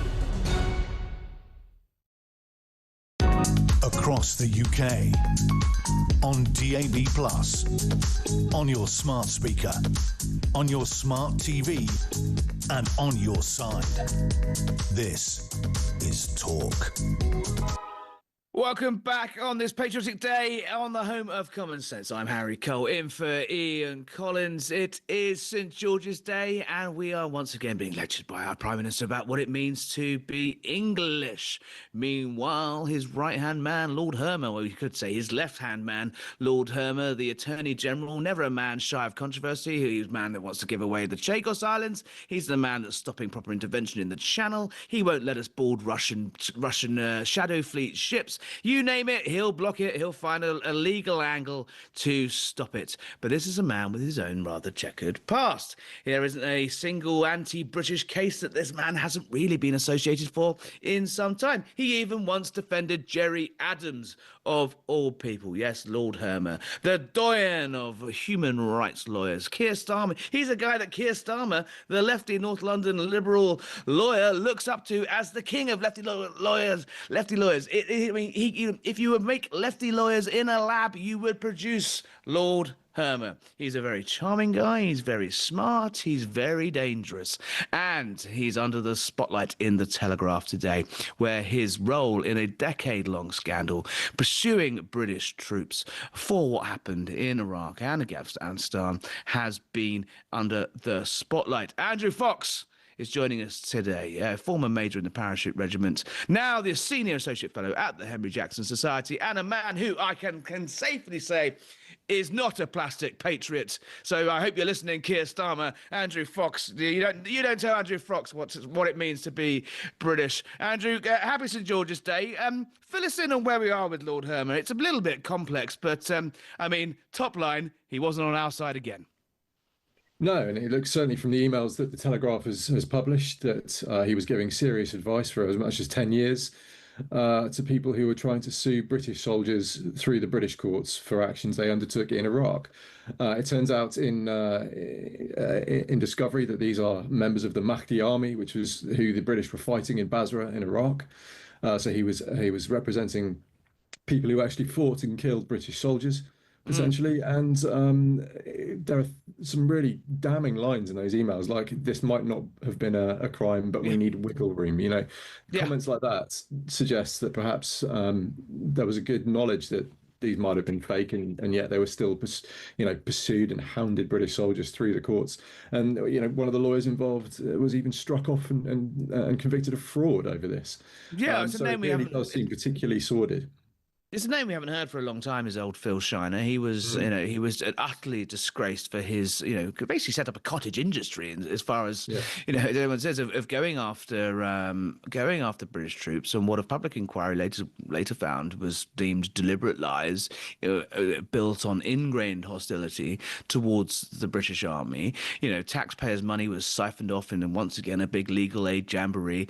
And lo and behold, all of these cases were suddenly sort of mysteriously put up without a body, without any evidence, without any witnesses, and troops pursued. I mean, for a man that was willing to play a key part in that, to now be in charge of every single legal decision that Britain makes in terms of our armed forces, there must be boiling anger within the defence and security infrastructure in the United Kingdom that this guy is holding holding a hand on the tiller above them. Well, absolutely. There is a contract between the soldier and the government they serve, and that is that the government will send their soldiers away to potentially take the lives of other people in other countries. And in return, that use of force will be protected as long as you carry out your actions within the law of armed conflict. It's a very unique kind of not gift, but allowance to a soldier that you can go away and actually kill someone legally. And this is a huge rupture in that relationship, because you have to be able to trust that the government, when you go over there, overseas, wherever you are, and you use lethal force, you have to believe that your government will have your back if you've done so legally. And to go into investigations like this with apparently very little evidence, that's one thing that really came through from those emails, is how little evidence they had of wrongdoing, to then hound soldiers through the courts on very slim grounds, is an appalling breach of that trust. On what looks like an ideological basis. Yeah, absolutely. And look, don't get me wrong. I think if a soldier does step outside the law of armed conflict and there's credible evidence that crimes have been committed, then of course they should be investigated. But this is very different to that. This is a fishing expedition designed to try and get money through the civil courts. And no surprise to see extensive reports. I mean, I've heard it from personal friends on hearsay, and now we're reading it in mass wholesale of people leaving the armed forces, leaving the special forces, particularly because they just don't have faith that Lord Hermer would have their backs. They shoot a terrorist on the streets of London or the streets of Baghdad or wherever. They just don't have faith that the British government's going to have their back. I have been told in my ear we have a decree from the great Lord Hermer himself. Our lawyers have asked us to read the following statement from the Attorney General, who he says did a small amount of work at the start of this case, where he made clear that serious allegations at the time needed further investigation. His statement reads, and I'm afraid it's quite long, bear with me, the attorney argued it would be unfair on armed services personnel if they didn't have the opportunity to show their innocence through proper investigation. His Lord Hermer's spokesman continues, the Attorney General had minimal involvement in the al-Saweedi claims, limited to a small number of hours between 2008 and 2013. I would add, given that he is a KC, a small number of hours could still result in a very, very large paycheck. But who am I to judge? Finally, as the Solicitors Regulation Authority case was brought forward, the Attorney General was clear in his condemnation for the reprehensible behaviour of Mr. Philip Shiner, and rightly led to him being disqualified and successfully prosecuted. So that clears everything up, does it, Andrew? I mean, there's the case for the defence. Let's move on, though, because while I've got you, I want to talk about another story that's been breaking this week. RUSI are saying, the think tank, the most eminent of all the sort of defence think tanks, saying that we should get ready for mass mobilisation amid a looming threat of war. European countries are stopping people from leaving the country, fighting-age men from leaving the country, without notifying the Ministry of Defence that they'll be going. Could something similar here be coming? We've barely got a standing army. It's the smallest, I believe, since the sort of pre-Napoleonic age. We've talked at length about the appalling state of the British Navy that's being shepherded across the Arctic by the Germans. The French are carrying our water in the Mediterranean, defending Cyprus. We're trying to pay to give away Diego Garcia, not that we'd let the Americans use it anyway. I mean, are we really in a state? What does mass mobilization look like? I mean, the coalitions of willing is clearly in Keir Starmer's head, but we couldn't scramble a battalion if we tried, could we? Look, we need to get ready for things, and these things do take a huge amount of time because, as you correctly say, we are starting from some hundreds of meters behind the start line. We're not even at the start line at this point. We need to shuffle our way there in due course. And one of the key lessons from Ukraine, I think, is that mass is still a thing. You still need large numbers of troops to go and do whatever you need to do should a full-scale war break out. And you can't do that with your regular army. There's not a regular army in the world that wouldn't need some kind of mobilization of reserves in order to get that number of troops over the line. So you need to start doing the work for that now, because think about it this way. Look, we've got this very small army of 69,000 or so. If you have to train up another couple of 100,000 soldiers, how do you do it? Where do they train? What clothes do they wear? What weapons do they carry? What vehicles do they drive around in? Who trains them? You can't do this on the spot when you need it. We're not at the point when we need it yet, but we might. So it makes a lot of sense to me to do that preparatory work now. I mean, I'd call me old-fashioned, but I think the quickest and easiest and fastest way to get growth going in this country and solve the unemployment problems and get people back into work would be, well, mass rearmament. It couldn't be more timely. Could well work. It's worked in the passed.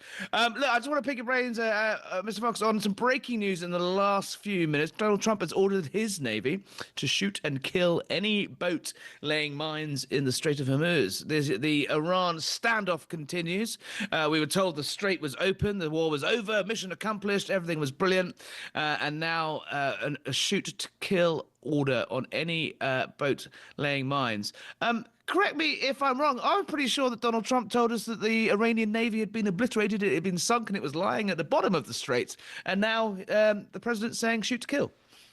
Well, he's now clarifying his earlier comments about the Navy. What he means is I love a very important clarification, a Lord Hermer-esque clarification. Yeah, they have sunk all the large ships, certainly, but Iran famously has these mosquitoes, as they're called, the small speedboats that go around in swarms. And the design behind them is that they can overmatch a bigger ship by just giving far too many targets coming at them from far too many different angles for them to cope with. And yesterday we saw on social media someone caught satellite footage of these small Iranian boats flying around the Strait of Hormuz in a swarm.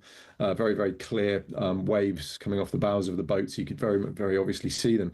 The suggestion is that they may have been mine laying. And of course, Mr. Trump is in a strategic bind. He needs the Strait of Hormuz open due to domestic economic pressures caused by the inflation from cutting off 20% of the world's oil supply. And so it's clear that he's now taking an escalatory action against these small Iranian boats to make sure that no more mines are laid and makes the job even more difficult. We've got a blockade on a blockade now. He's blockading the Iranian ships from going to China to try and choke off the oil trade into Iran, while the Iranians are trying to blockade boats going on.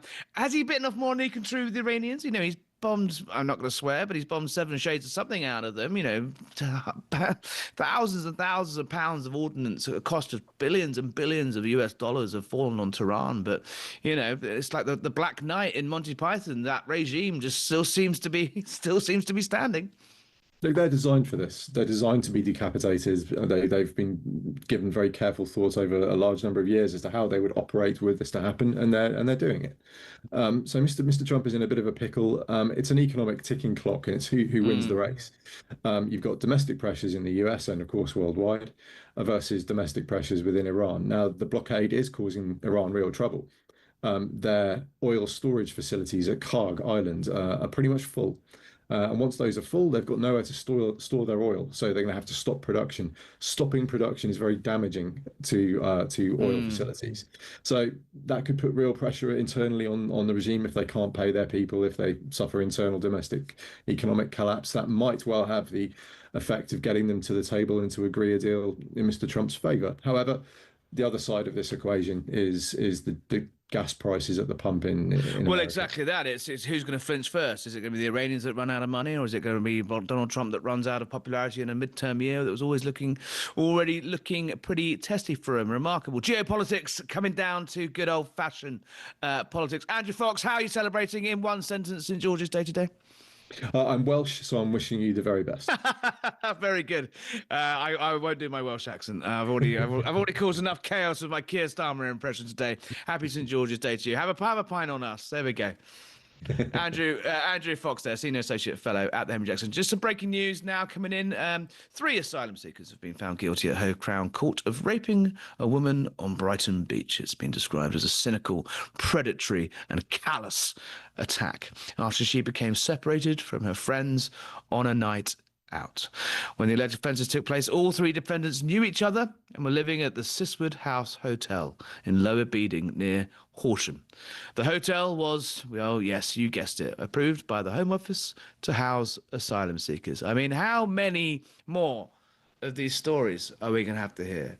I look back, well, I'm in Washington, D.C. I look back at the old country, and it seems that every day I fire up my laptop, I read the news, and on every single day, yet another attack by an asylum seeker or a Channel migrant or an Afghan migrant, day in, day out, across villages, across towns, across Britain. How much more of this are we going to take? Who signed up for this? Who asked for this? Who voted for this? Who authorized this? The question that we need to answer. Texts are coming in. Their anger. There's boiling anger. There's boiling anger at the France deal. There's boiling anger about immigration. I will get through a few of those later on in the hour. We're going to look ahead to the King's visit to the United States after the break, where I'll be joined by the Sun's royal editor, Matt Wilkinson. But some shocking news there out of Hove Crown Court. Somewhat of a downer on what should be a glorious St. George's Day. Don't go anywhere.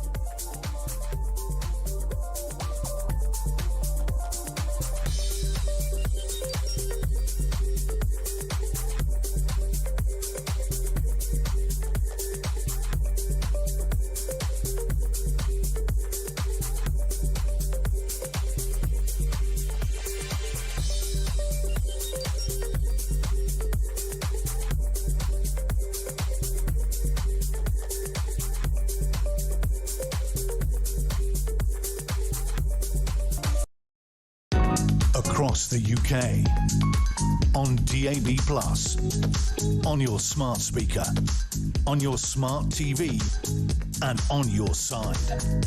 This is Talk. Hello, Harry Cole here in for Ian Collins on sunny St. George's Day on the home of common sense. I'm in the United States, and one man who will be joining me there, not just one man, Wilkinson, the Sun's royal editor, but the King of England himself, who is jetting over to the United States next week for what couldn't be a more, well, lively timed visit to Donald Trump. In this, the year, 250 years of American history, the King will be flying over to celebrate with the American people the founding of this great country. It was a little awkward to begin with. There was a little bit of a dust-up. They're not massive fans of kings in this country, or kings of their own variety, but they do love King Charles, and one man that loves King Charles more than anyone is Donald Trump. He may hate Keir Starmer at the moment. They may be exchanging daily blows, dust-ups, verbal assaults. He's furious with him about Iran. He's furious with him about energy prices. He's furious with him about immigration. But he does love the royal family. So Charles and Camilla are expected to make the state visit between, 27th of April. That's Monday. That's my birthday also. So what a perfect time for him to be coming. He'll be here in the United States for about 3 days. He's going up to Washington. He's in Washington. He's going up to New York. It's the first time a British monarch has visited these hallowed shores since May 2007, when the late Queen Elizabeth was hosted by George Bush. It couldn't come at a more important time, though. The special relationship between the United Kingdom and the United States is in pretty dire straits, not just over Iran, across a whole slew of issues. So, will the King be the diplomat we all need to fix those relationships? Matt Wilkinson will be travelling with His Majesty, and he's here. Matt, pressure's on for the monarch. I think this is the biggest moment of Charles's reign so far, isn't it? It's his most thorny diplomatic mission, Harry, absolutely. But he's an expert at this, okay? And he's been doing this for years. As Prince of Wales, he was meeting world leaders from across the globe, people, some unpalatable, some that were good for the UK, some that were bad for the UK. He's an expert at this. I'm looking forward to it. I think they are laser focused at the moment in the way that they've been planning for this. Everything else has been pushed aside. Anything else you go to the palace with and say, what about this happening in June? What about this happening in July? No. They're all focusing on these 3 days. It's highlighted there the importance of this state visit. But he's an expert, and I think he's having a couple of days rest at the moment. He's up in Scotland, probably preparing these speeches, these 2 speeches that he's got to produce in Congress and at the state dinner. But I've got faith in Charles. I think he'll absolutely smash it. I've been on state visits of him all around Europe, and I think he's excellent at this kind of thing. Before we get into the sort of nitty-gritty of the diplomatic handling of Donald Trump, how is the king? Because obviously that's a question I get asked all the time here in Me America. too. There's deep concern for his health. There's deep worry. This is a man that's waited all those years for this job, and then obviously the news of his cancer came through. I mean, he was. I remember when me and you were both working on this story that this visit was going to happen. I think it was late last year that we wrote it was going to happen, but they were very keen to stress that it was all subject to the king's health being up to it. He's coming for 3 days. It's not the longest trip in the world. He's going to sunny Bermuda afterwards, I think, for a bit of an R&R, which sounds quite nice, I have to say. How is he? And is he up for it? Oh, he's definitely up for it. I mean, I've seen him lately. He's looking well. But he is an old man. He is in his 70s. Well, maybe I'm being rude to people in their 70s, but he is a man in his 70s that has constantly worked hard. Last year, he was the hardest working royal. He even dethroned Princess Anne. I don't think there's any question about how hard and how devoted he is to the job. I think it was a crushing blow for him when he had cancer and he realised he had to stop work. Camilla was telling him to slow down. But since then, hearing all these marvellous medical advances, and I think in December we were told that he was scaling back his cancer treatment. So I have been quite pessimistic in the past, but over recent weeks and recent months when I've been in his orbit, he's as good as ever. Yeah. And so obviously, look, the elephant in the room, Donald Trump. People expecting fireworks next week, I think, should probably temper their expectations, right?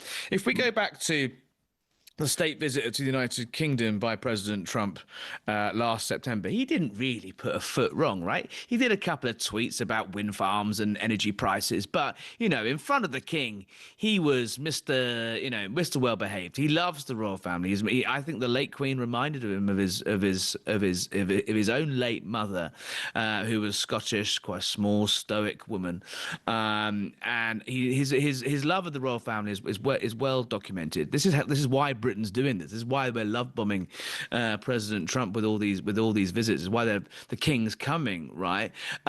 Will the king be able to resist the pressure and the urge to perhaps, he's going to be addressing Congress, he's going to be giving some public remarks. Would he be remiss, and would it be a risk for the king to perhaps just maybe temper Donald Trump's wilder sort of edges? He said we live in troubled times the other day. Was that a hint at Donald Trump? Well, there are two possible things here. You've got scripted moments and unscripted moments. So the speeches that he makes at the Congress and the banquet they'll literally be shown to Keir Starmer before he comes, and he'll put a red line through anything he doesn't like. And so I think those speeches will be crafted to send a certain message. But you have the unscripted moments. Now, we as journalists are being kept out of the Oval Office when they meet. It's photographers only for still photos. So I can think of a few reasons why. We saw Zelensky, we saw Starmer, we've seen the Turks all get an ear bashing from the president. But that gives Charles the chance to have an honest and open conversation with Trump. And they've had chats before. You're talking about, I think it was back in 2017, I think Charles met Trump, and they were meant to meet for 15 minutes. They met for 90 minutes, and the whole time we were told was that Charles was speaking to Trump about the environment. And I don't think they're a meeting of minds on the environment. I think they share completely different views. But Trump listened to him for 90 minutes. I think there was a book that came out and said that Trump was bored by the conversation. And Melania was saying, yeah, it was a bit boring, the conversation. Trump has said no. And in those intervening years, when Trump wasn't president, Charles was still writing to him. He was still actually paying attention to him. And Trump loves to be flattered. He loves to think that Charles would want to keep in touch with him. And he sent him a message via the embassy after the assassination attempt. He's kept in touch with him. And the idea that perhaps they don't get on, or the idea that they are different in their values and ideas, I think that actually benefits Charles, because I think he can meet him in the middle, he can talk to him, he can speak to him man to man with journalists hanging around. And it's going to be these unscripted moments that we're kept away, these kind of behind the scenes thing, where I think he could say a few words in Trump's ear and make. You had a wonderful story a couple of weeks ago where he changed his mind about criticizing British soldiers in Afghanistan. It's that it is that kind of thing. But you do know, though, Harry, you do know that after this trip, I think it will go swimmingly. Okay, I think that the speeches will be great. I think Trump will be on his best behaviour. I'm going to be at a garden party with Trump and the King, and I think he's going to be his best behaviour there at the White House, and I think it's totally diplomatic. But you know, as soon as Charles is off to Bermuda, as soon as he's maybe flying back to the UK, wheels up, wheels up. The thumbs come out. Trump will be saying something. He will be posting something online, and that's what we've got to worry about, or not worry about, but that's what we've got to be excited about, to see what, if he does share on any conversations that he's had with Charles. Yeah, I mean, the protocol goes that you're right about that, using that relationship to flex. Someone was telling me not long ago that not only did he manage to convince, as you just said there, the president to temper his comments about British troops not resisting the front line. A direct missive was sent from the King to the president via the embassy. A remarkable story I heard the other week about at the state banquet in September last year at Windsor Castle. The two of them had a cup of tea afterwards, because obviously Donald Trump doesn't drink. I don't think the King drinks quite as much whiskey as he used to. So the two of them had a nice cup of tea afterwards, and actually, the King decided to pick up the mantle of a very very sensitive British trade policy about whiskey tariffs, and the fact that whiskey imported from Scotland into the United States is charged ridiculous amount of tariffs. And actually, the King was saying, if there's a distillery in your mother's old village, in the Scottish Highlands that is entirely reliant on their Scottish exports, and these tariffs are really gonna hurt. And if you wouldn't want the Trump family name to be besmirched in that village, so he knows what he's doing. It'd be amazing to be a fly on the wall in some of this stuff. How much colour do you think we'll get out of these meetings? Will the palace courtiers, will the men in tights give us any insight to the drama, Matt? Will you be there with a cup to the door? Oh, I'm hoping so. As I say, the access is going to be great for when it's one-on-one, but the garden party is going to be fascinating. Well, garden party happens to fall on my birthday party as well, and I managed to. I will see you there. We will be battling for the front page next week. Listen, Matt, another royal sort of has also been on a gallivanting. Not content with his spa tour of Australia with his wife, the Duke of Sussex has popped up in Ukraine. He's almost trying to, it feels to me like he's trying to be that thing the late Queen told him he never could be, a half in, half out royal. Something's going on with Harry, isn't it? He's really making his presence known. When he's got the Invictus Games coming up, he's done his faux royal tour of Australia. Now he is there in Ukraine, saying he wants to remind people back home of what the war is still going on. I don't know, where does he even consider his home now? This is fascinating. I think what we've witnessed in the last couple of weeks is an increased confidence from Harry and Meghan. Australia was vital for them. It's now forming a blueprint for the rest of their projects going forward. They'll be coming to the UK soon if they get their security, and they'll be doing what they did in Australia and the UK. Mark my word. They've looked at it and said, if we can work in Australia, testing ground, we'll go to the UK, and who knows what the reaction will be like here. Ukraine is somewhere he's been to twice before. Look, he went there this time, and he said that I'm not here as a politician. I'm here as a soldier. I'm here as a person. And let's give him credit. He was a soldier. He did actually serve. And he's given a very, very punchy statement. He's made a speech, and he's mentioned America, he's mentioned Putin, he's talked about democracy and freedom. I'm told it was not shown to the palace. It was not shown to the King, to the Foreign Office, or anyone like that before he made this quite, I say, describe it as a very, very punchy speech. He wrote it. 99.9% of this speech he wrote. I'm told that unlike that book, but yeah, all right. I'm told he was helped with it. I'm told he was helped with the spelling. And that's about it. But he's gone for it, and he's also mentioned the United States, which we're talking about. The state visit there is a little bit of a thorny issue, because he's weighed into the United States, saying that they should do more to help Ukraine. The King's about to go out and have a diplomatic mission with Trump in White House. I'm sorry, but what on earth does this guy think he's doing? He's telling, I mean, and Putin must be shaking in his little boots at being told what to do by little Harry. No nation benefits from the continued loss of lives we're witnessing. Yes, obviously, platitude. But yeah, he's addressing President Trump directly, urging him to step up and show American leadership. These things are, as you said at the top of our conversation, the stage management and the day-by-day diplomatic hand-holding that goes into a visit like the King's. This is a provocative and, this is two fingers up to the palace from Harry, isn't it? I mean, what on earth does he think he's doing? Well, I say, Harry, he's been there twice before. Right? He's got to this stage now where no one's stopping him. So he's gone to Australia, and him and Meghan have been gallivanting around Australia. Meghan's been hugging sick children. She's been going to Bondi Beach, where there was a horrific terrorist attack, wearing certain clothes. If you click a button, you can buy. So this whole idea that they're not merchandising their royal titles has been blown out of the water on that trip to Australia. No one's restraining them. No one's telling them that they're doing it wrong. The palace aren't getting involved. And you're right, at some stage, they're going to go over the line. I don't think he has yet. I think he's entitled to go to Ukraine, meet Invictus Games people, meet the members of charities that he's involved in, give a speech. I think there's all right that. But it's not reckless yet, but I think that's where this train is going. I do worry that he's going to step over the line at the moment, because the king, as I say, the king isn't stopping him. They're not stopping the merchandising of the royal rolls. They aren't stepping up and saying and explaining that maybe you are rewriting the rules of the Sandringham Agreement and that you have this half in, half out. They are backing up his briefings by saying he is a private citizen and he's allowed to do. But I do wonder where this is heading, how bad this could get. We spoke about if he does use Australia as a blueprint. If he comes back here and Meghan starts selling clothes while at charitable events and they're turning up and being paid as the Duke and Duchess of Sussex to do talking engagements, I don't think British people will stand for that. And I think that the King will have to intervene at some stage, but we're not at that stage yet. The Invictus Games in Birmingham shaping up to be the latest flashpoint in the ongoing psychodrama of the Sussexes. Matt, I will see you on Monday in sunny Washington DC. Bring your sunglasses.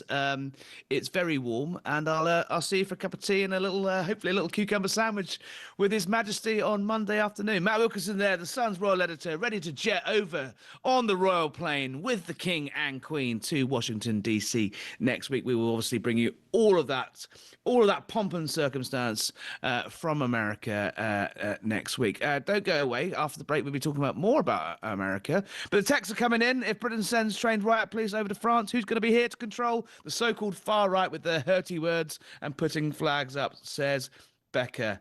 And another text saying, Harry, wouldn't it be wonderful if Trump could lean on Charles and get him to dissolve our rotten government? That's from Amanda in London. Keep your texts coming in. We'll have more of them. 87222 on the old text. Don't forget to start with talk, or call me on 03444 99 1000. We'll take some more calls after the break. Don't go anywhere.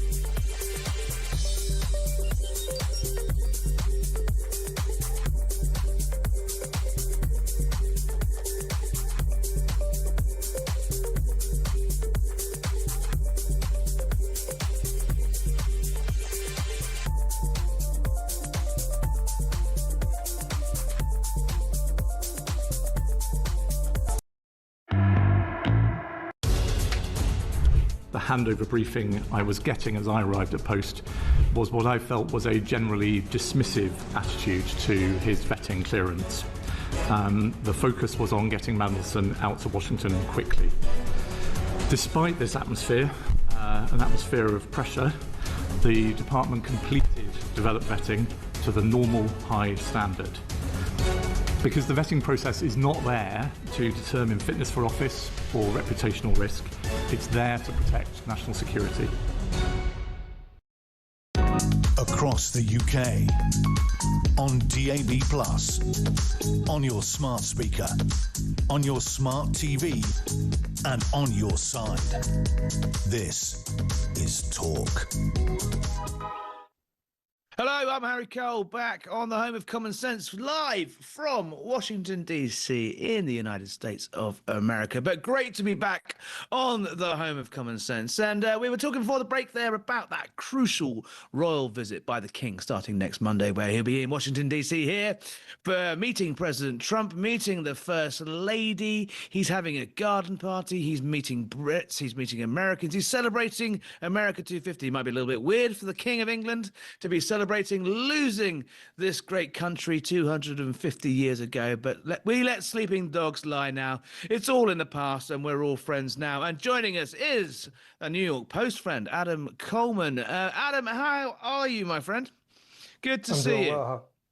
Happy St. George's Day and happy America 250. This is going to be an extraordinary moment, not just for America, a country that was, has incredible links still to Britain. It was forged out of the greatest parts of Britain. We had a bit of a dust up two and a half centuries ago, but we've let it slide now. For the King to come in this year, what does it mean to the American people? For the last king that King George has a pretty bad reputation in these parts. King Charles, how's he seen? Yeah, I think relatively, there's no real strong positive or negative opinions about your king. I know that Queen Elizabeth, when she was alive, was more beloved in the States. Was never seen as like a archaic figure or anything like that, and quite the opposite. Same with Princess Diana, was always seen as a favorable royalty. Or favorable royal. But as far as King Charles, I think that it's still new as far as his presence and being in that particular position of actually being the head of the royal family. So I think relatively speaking, I don't really hear much positive or negative about him specifically. And how about Harry and Meghan down the royals, the semi-royals down in Montecito? They've been on a bit of a roller coaster. Obviously, they arrived in great fanfare a few years ago. They signed up with Spotify and Netflix, and they got all these deals. And they were making jams, and they were making waves. They were doing late night talk shows. They were the talk of the town, right? That seems to have dwindled a little bit. Are the Americans getting as sick of Harry and Meghan as the Brits are? It's interesting because I think it just depends on who you talk to. Just like anything else, there it's kind of the opposite. It's very much so split. So it's either some people love Harry, hate Meghan, or vice versa, or some people love them both, some people hate them both. It's really just a hodgepodge of favorability for both of them. I do think that sometimes that the people who do hate them really go a bit much on them in the same way that people that love them go a bit much on them as well. So there's a bit of extremes on both sides of it. There's a lot of that about though in this country, isn't there? Yeah. Polarization is hardly anything new, and no one more polarizing than President Trump. He's been out and about today. He's been back on Truth Social saying he's going to sink any Iranian boat that comes through the Strait of Hormuz or is accused of or he believes laying mines. The Iran war is slightly going to overshadow, I think, the state visit by the King next week. Obviously, the president is furious with Britain and Europe actually for not going along with his plans if Britain actively frustrated the bombing campaign on Iran in the early hours of that shock and awe blitz on the Ayatollah. Do you think the president will be able to resist, giving the King? Well, he doesn't want to put the King in an awkward position, but he's so angry. Will he be able to resist, more digs at the British Prime Minister while his King is standing right next to him? Knowing Trump, he will make it a friendly jab, but he won't put, he'll probably say something like, the king's a great guy. Can't say so much about Starmer. He's a little bit funny, but the king is a great, like, he'll do stuff like that. He won't completely take it away from his interaction with the king, which he understands is a big deal that he's even there in the first place. So, I call Donald Trump the ultimate schmoozer, which is why anyone who meets him ultimately likes him. They don't really have anything negative to say about their personal interactions with him. And so that's why he always wins. He wins at the end of the day because he is actually pretty cordial, even with people he knows that don't like him. I think about like when Barack Obama and him were sort of parting ways when it was a transfer of power.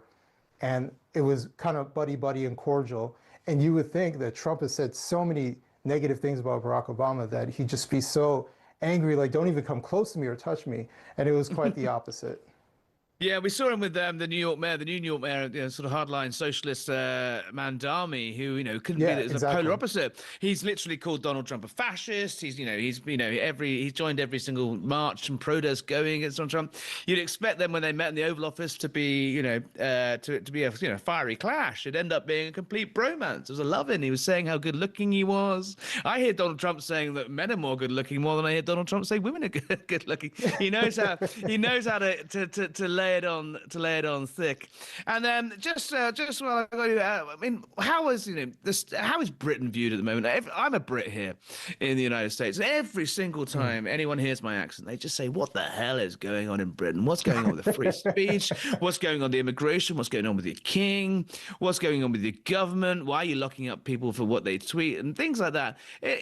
The special relationship, it's a very needy term, and that Brits like to talk about it more than I think the Americans do, but it's taken a bit of a beating with Iran. Do you think the king can smooth over those feathers? I mean, the king can only do so much. I mean, the people who are asking those questions, those are legitimate questions and concerns. But kind of in the same way, I would bounce back and forth between the U.S. and Europe and the U.K. as well.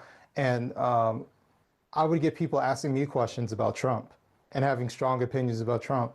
And they have this viewpoint like things are far crazier in America than they actually were. So some of it is curiosity because all they're getting is from a small lens of select issues. Where you're someone who actually lives there day to day, you have a much better view. So they're kind of curious while at the same time, like, does that make any sense? Yeah, no, so I think the feeling. I think the feeling's mutual as well. We all look across the Atlantic with increasing bafflement about what's going on either side. Adam Coleman, columnist for the New York Post. Happy St. George's Day. Happy America 250. Come back and see us soon. Don't go anywhere. Lots more to come up in the final hour. JT texts in. I'm not sure if that's Jeremy Kyle. Says all the immigrants aren't coming to the UK for the British weather, so if the government stops giving them the goodies, they won't come at all. It's sunny here in Washington, D.C. Happy St. George's Day. Back after this.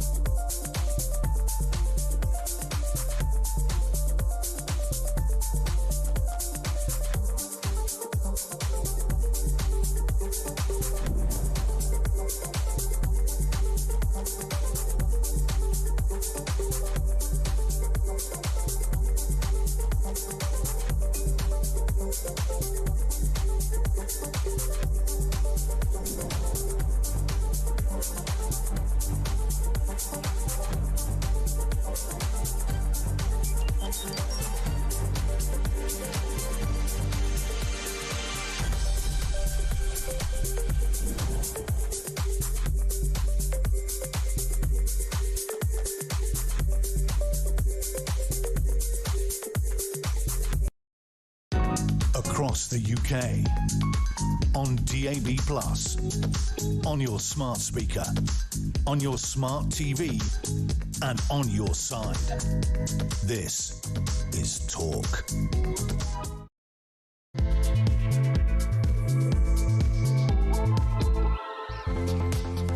Good afternoon, Harry Cole here, in for Ian Collins on the home of common sense. I'm coming for you from Washington, D.C. in the United States of America, but a very happy St. George's Day to all my patriot friends back home, plastic or otherwise, because that's what Keir Starmer says.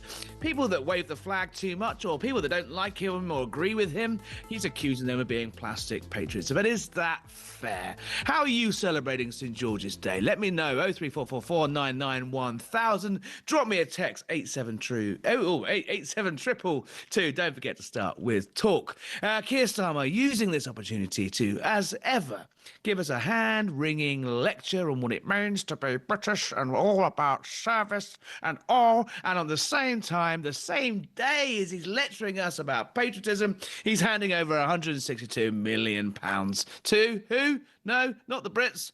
The French. The definition of insanity is repeating the same thing over and over again and expecting a different result. But there we have it. The French are being paid to stop the boats, something they've been spectacularly terrible at so far. And also, meanwhile, the government is spatting away allegations that the Attorney General, the government's top lawyer, was up to his neck in a witch hunt of British troops. I mean, you couldn't get more patriotic news for this patriotic government on this patriotic day. And talking of patriots, plastic or otherwise, James Hill, the deputy political editor of The Spectator, is with us here today. James, how are you celebrating St. George's Day? I can't see a St. George's flag there. Are you a fake patriot? Are you one of these people that Keir Starmer warns of us? Are you sowing division and hate? Where's your flag? Well, my flag is very much emblazoned both on my heart and in the work I do, Harry. And like all true, I thought you were going to say it on your boxer shorts or something there. But... No, just black like my soul today. But I'm going to be going to Brasserie Citadel, a French restaurant tonight. So I mean, that is literally. I mean, that's reporting you to Gulag state. That's a French restaurant on the day that we. I hope the French are paying 162 million pounds. We've given the French Day. So breaking news in the last hour or so, though. James, about the detention centres. You know, obviously the hotels have been incredibly controversial for housing channel migrants, housing asylum seekers, bogus or otherwise, while they have their cases, pushed through the system, often with a case of dodgy lawyers and legal aid and the like. Just as controversial as hotels, though, have been disused army camps, former MOJ sites. You know, we saw the scenes in Crowborough in Kent recently where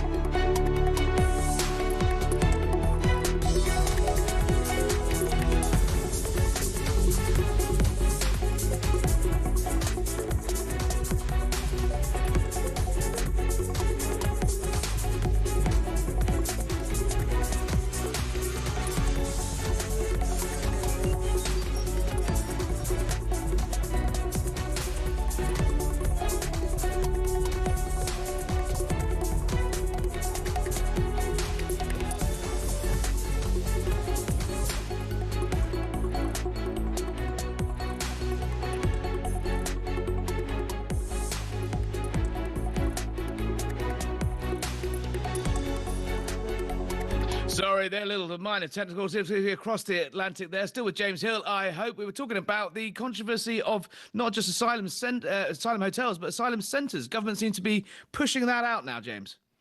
Well, that's because it's been this game of whack-a-mole, Harry, and where do you put all these thousands of people who are coming here? They've talked about having these new asylum centres, potentially capacity up to 140. I mean, that's just a quiet lunchtime these days.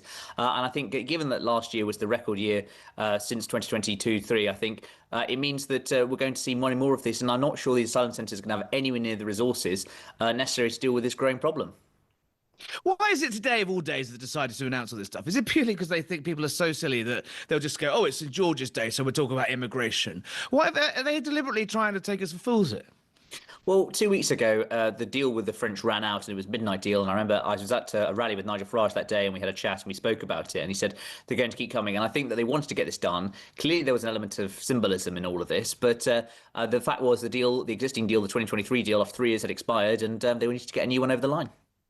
I mean, but as I said at the top of the hour, the definition of insanity is repeating the same thing over and over again and expecting a different result. Another 162 million on top of the 470 million we've already given the French. We've seen the pictures. You've seen the pictures. The gendarmerie standing there smoking gouloir on the beach, refusing to get their pantalon wet while they refuse to stop people getting on the dangerous boats. Women, children, they look on as they do it. We saw that one video of them slashing one dinghy with one knife with a convenient one BBC camera happened to be there that day. But I mean, we're saying now British boots on the ground. Are British troops really going to be able to go and slash the boats themselves? No, I mean, that's been the one thing that people suggest would happen. I've spoken to people in government who suggest that you need to send in some people from the special forces to do this kind of stuff covertly. But I think very much this government wants to take the sting out of the issue. They are deliberately trying to make a sort of little deal of this as possible in terms of the small boats arriving. They want to move people out of areas where they're going to be seen and effectively sort of housing this area away, building these detention centres and ensuring that they're not going to be taking up local hotels, which can complain to the press, or having it near sort of RAF bases, etc. But ultimately, they're doing very little in terms of the kind of short to medium term to get rid of the incentives that are bringing people here. And of course, we're not expecting to see Shabana Mahmood's legislation until the autumn. And who knows if she'll even be in post with this Prime Minister by then. Well, how's it looking for the old boy, Sir Keir Starmer? He looked pretty miserable there, standing in front of his little tiny England flag bunting. We saw him earlier, saw him last night at a reception for St George's Day, talking about division and unity. Division and unity are not two words you associate with his government right now. Division rife in his cabinet as the Lord Mandelson scandal, the Jeffrey Epstein scandal, really continues to rock his government, and not much unity as we read that the knives are being sharpened. How bad is it for Sir Keir? Yeah, it's pretty bad. My understanding is, I've spoken to people in government who say that if it wasn't for the local elections in 2 weeks' time, already there'd be moves against him. I think the tanks are going to start nosing out of the sort of barracks come 8th of May. And everyone has lost a lot of hope in him. And for me, the most telling thing in Parliament and the House of Commons this week has been the silence. There really isn't the kind of fury much that we saw when Boris Johnson was going, people coming out resigning publicly, but people very much are in that kind of last chance saloon. And I think we've seen a whole load of mandarins. The deep state's been out in force the past 48, 72 hours and all their sort of inordinate boredom. And I think really what we're seeing now is the beginning of the end. People know how the film is, and we skip through the next 2 chapters to get there. You say it's the beginning of the end, but actually, what is the process for getting rid of a prime minister that doesn't want to leave? Who is his biggest opponents? Angela Rayner, we don't understand, still hasn't paid that tax bill. Wes Streeting has his own baggage, and he's not particularly liked by the unions. The left of the party won't allow him to be coronated. Ed Miliband, the country was offered the chance of Ed Miliband once before, and he was found utterly wanting. He's lost the election. The country said no thank you to him once already. I mean, is it not that it's a case of Bettel's devil, and actually Starmer, unless he, in a fit of pique, decides that he's had enough and decides that him and Lady Victoria want to waltz into the sunset together, there's nothing really that they can do to get him, can they? Well, the right people are starting to talk to one another. I thought it was really striking to see Andy Burnham and Angela Rayner starting to talk to one another, as reported in your paper, The Sun, over the weekend. I think that is illustrative of the fact that the pieces are starting to line up. The thing which has kept Keir Starmer going for the past 6 months has been the fact there's no obvious person to replace him. Wes Streeting, the health secretary, obviously been very damaged by the Peter Mandelson scandal. Big questions around Angela Rayner, and of course, Andy Burnham, can he come back or not? But I think the pieces are starting to talk together, and I think that it may not be clear sort of what replaces Keir Starmer, but I certainly think that kind of stock in Keir Starmer has dropped. And frankly, there are very few people left to kind of put their bodies on the line for him. He's thrown a lot of people overboard. It reminds me of the immortal lines about Macmillan: greater love hath no man than this, that he would lay down his lives for his friends. Well, also, I mean, Harold Macmillan is one thing. I think he kind of reminds me of Theresa May in the way that, even after the 2017 election, when she's gambled and lost and nearly handed the keys to power to the great lunatic of Jeremy Corbyn. I mean that was a shameful episode back in 2017 where the Tories gambled and almost lost it all. But everyone knew she was done. The media knew she was rubbish. The MPs knew she was rubbish. The government, the deep state knew she was rubbish. rubbish. But it still took, it took until the middle of 2019 to get rid of her. Are we going to see Keir Starmer limp on for another 2 years? He's got his King's Speech next week. So in 2 weeks' time, he's got another chance. He's still got technically a majority of 160. Are we just not going to see him just sort of bob along? Well, we could, but I think what forces the bobbing to stop is a crisis. It's a crunch point. It's an election like 2019, which got rid of Theresa May. It's an element of a crisis, such as what got rid of Liz Truss. And I think that we are seeing the Peter Mandelson row being a constant flare-up. It's like a common cold. It returns with a vengeance. And I would highlight the comments made by Jonathan Brash, who's one of the 2024 intake yesterday. He's a member for Hartlepool, that great Brexit battleground, which has obviously gone Labour, Tory, and also Peter Mandelson's old seat, lest we forget. Precisely, hugely symbolically important. But I think that his wife, Harry, runs the local council, Hartlepool Borough Council. My understanding is she's likely to lose her job come 8th of May. And I think that we'll see a lot of MPs waking up across the country, basically losing friends, their colleagues as a result of this Mandelson scandal. And like Jonathan Brash, who's now come out and suggested it's a matter of when, not if, the Prime Minister goes, I think we'll see the same thing. It's a funny thing, isn't it? When Boris Johnson went and Theresa May went, it was the election results that basically ensured they lost the confidence of the party, and then a few other things finished them off. Yeah, I mean, back in 2019, I mean, Theresa May, she got 8.8%, I think it was, in the European elections of that summer. They were kind of pointless European elections because we were meant to be leaving anyway. But I mean, no one's suggesting that Labour are going to sink to that level at the local elections on May the 7th, are they? No, they're not. But I mean, you're going to lose Wales after the first time in a century, potentially, Harry. So 96 seats it's going to have, and potentially Labour could win 10 or 12. Which would be a humiliation of a third place, a very distant third place. Scotland, they could obviously come third as well, beaten by Reform UK. And then you see all sorts of things across the country. And of course, London, which of course went up during the Corbyn years. And actually Labour have increased their number of seats there, I think doubled it over the past 10 years. They could lose more than half of that. And you could see Croydon, which of course is the great Steve Reed, Morgan McSweeney success story, which went obviously from the far left to the kind of Labour right under their watch, symbolically go green. And when you're seeing these kind of big flagship Labour councils go green, I think that does show people think stuff, well, our progressive flank isn't sure enough, Reform are beating us on the right. Where exactly do we go? And I think that in the Labour Party right now, there are lots of conversations. I spoke to one person in the Labour Party today who said that, previously they thought better to have Keir Starmer, useless but inoffensive, than Ed Miliband. Now they think that Keir Starmer is actually pretty offensive in terms of their voters' tastes.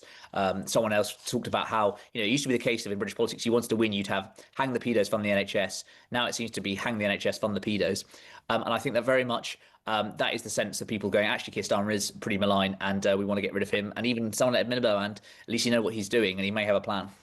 Heaven help us. I mean, I'm in the United States now for work. I mean, I think I'll probably claim asylum if Ed Miliband became the Prime Minister. I mean, he is doing more damage to the United Kingdom than anyone else. The Treasury is screaming for more drilling in the North Sea, for more revenue, for tax revenue. And what is the point of having energy, all that energy resources underneath the sea when we're literally buying it off Norway or drilling them out of the same holes? It is bonkers. Could he really do it? I mean, surely that would be the Labour's Liz Truss moment. The guy can barely eat a sandwich. Well, there was a report, obviously, in The Sun a few weeks ago suggesting that Justine Miliband didn't want him to run. And someone said to me today, it's not the first time Ed's gone against the wishes of a loved one when it comes to his of course, stabbing his brother famously in the back. When was that? 2010? God, Yep. we're showing. All right, tell us. No, go on. I was about to say. I mean, if you think I've got views on Ed Miliband, I want to hear what the people think. 03444991000. Would you like to see Ed Miliband replace Keir Starmer? 87222 on the text. Don't forget to start with talk. I wonder how that's going to go down. James, while I've got you, it is St George's Day. Keir Starmer's told us we must celebrate service and decency. In order to be a patriot, is that what it means to be English? Service and decency. Well, I suppose it was service and decency. I mean, look, I mean, we sort of did quite well in the imperial buccaneering age, didn't we? Of sort of Flashman era, where it was each man for himself. So I think, yourself, yeah, precisely. Yeah, I mean, I think that going out there and sort of forging something for king and country is one way to do it. Look, I mean, I think this sort of speech he gave is classic, isn't it? Can you imagine the Prime Minister doing a Hindu reception for Diwali and going, plastic Hindus, or talking about sort of St. Patrick's Day, plastic Irishmen? It's the classic. Or even mentioning, St. Patrick's Day and standing up and having a go about the IRA. It's the mind boggles.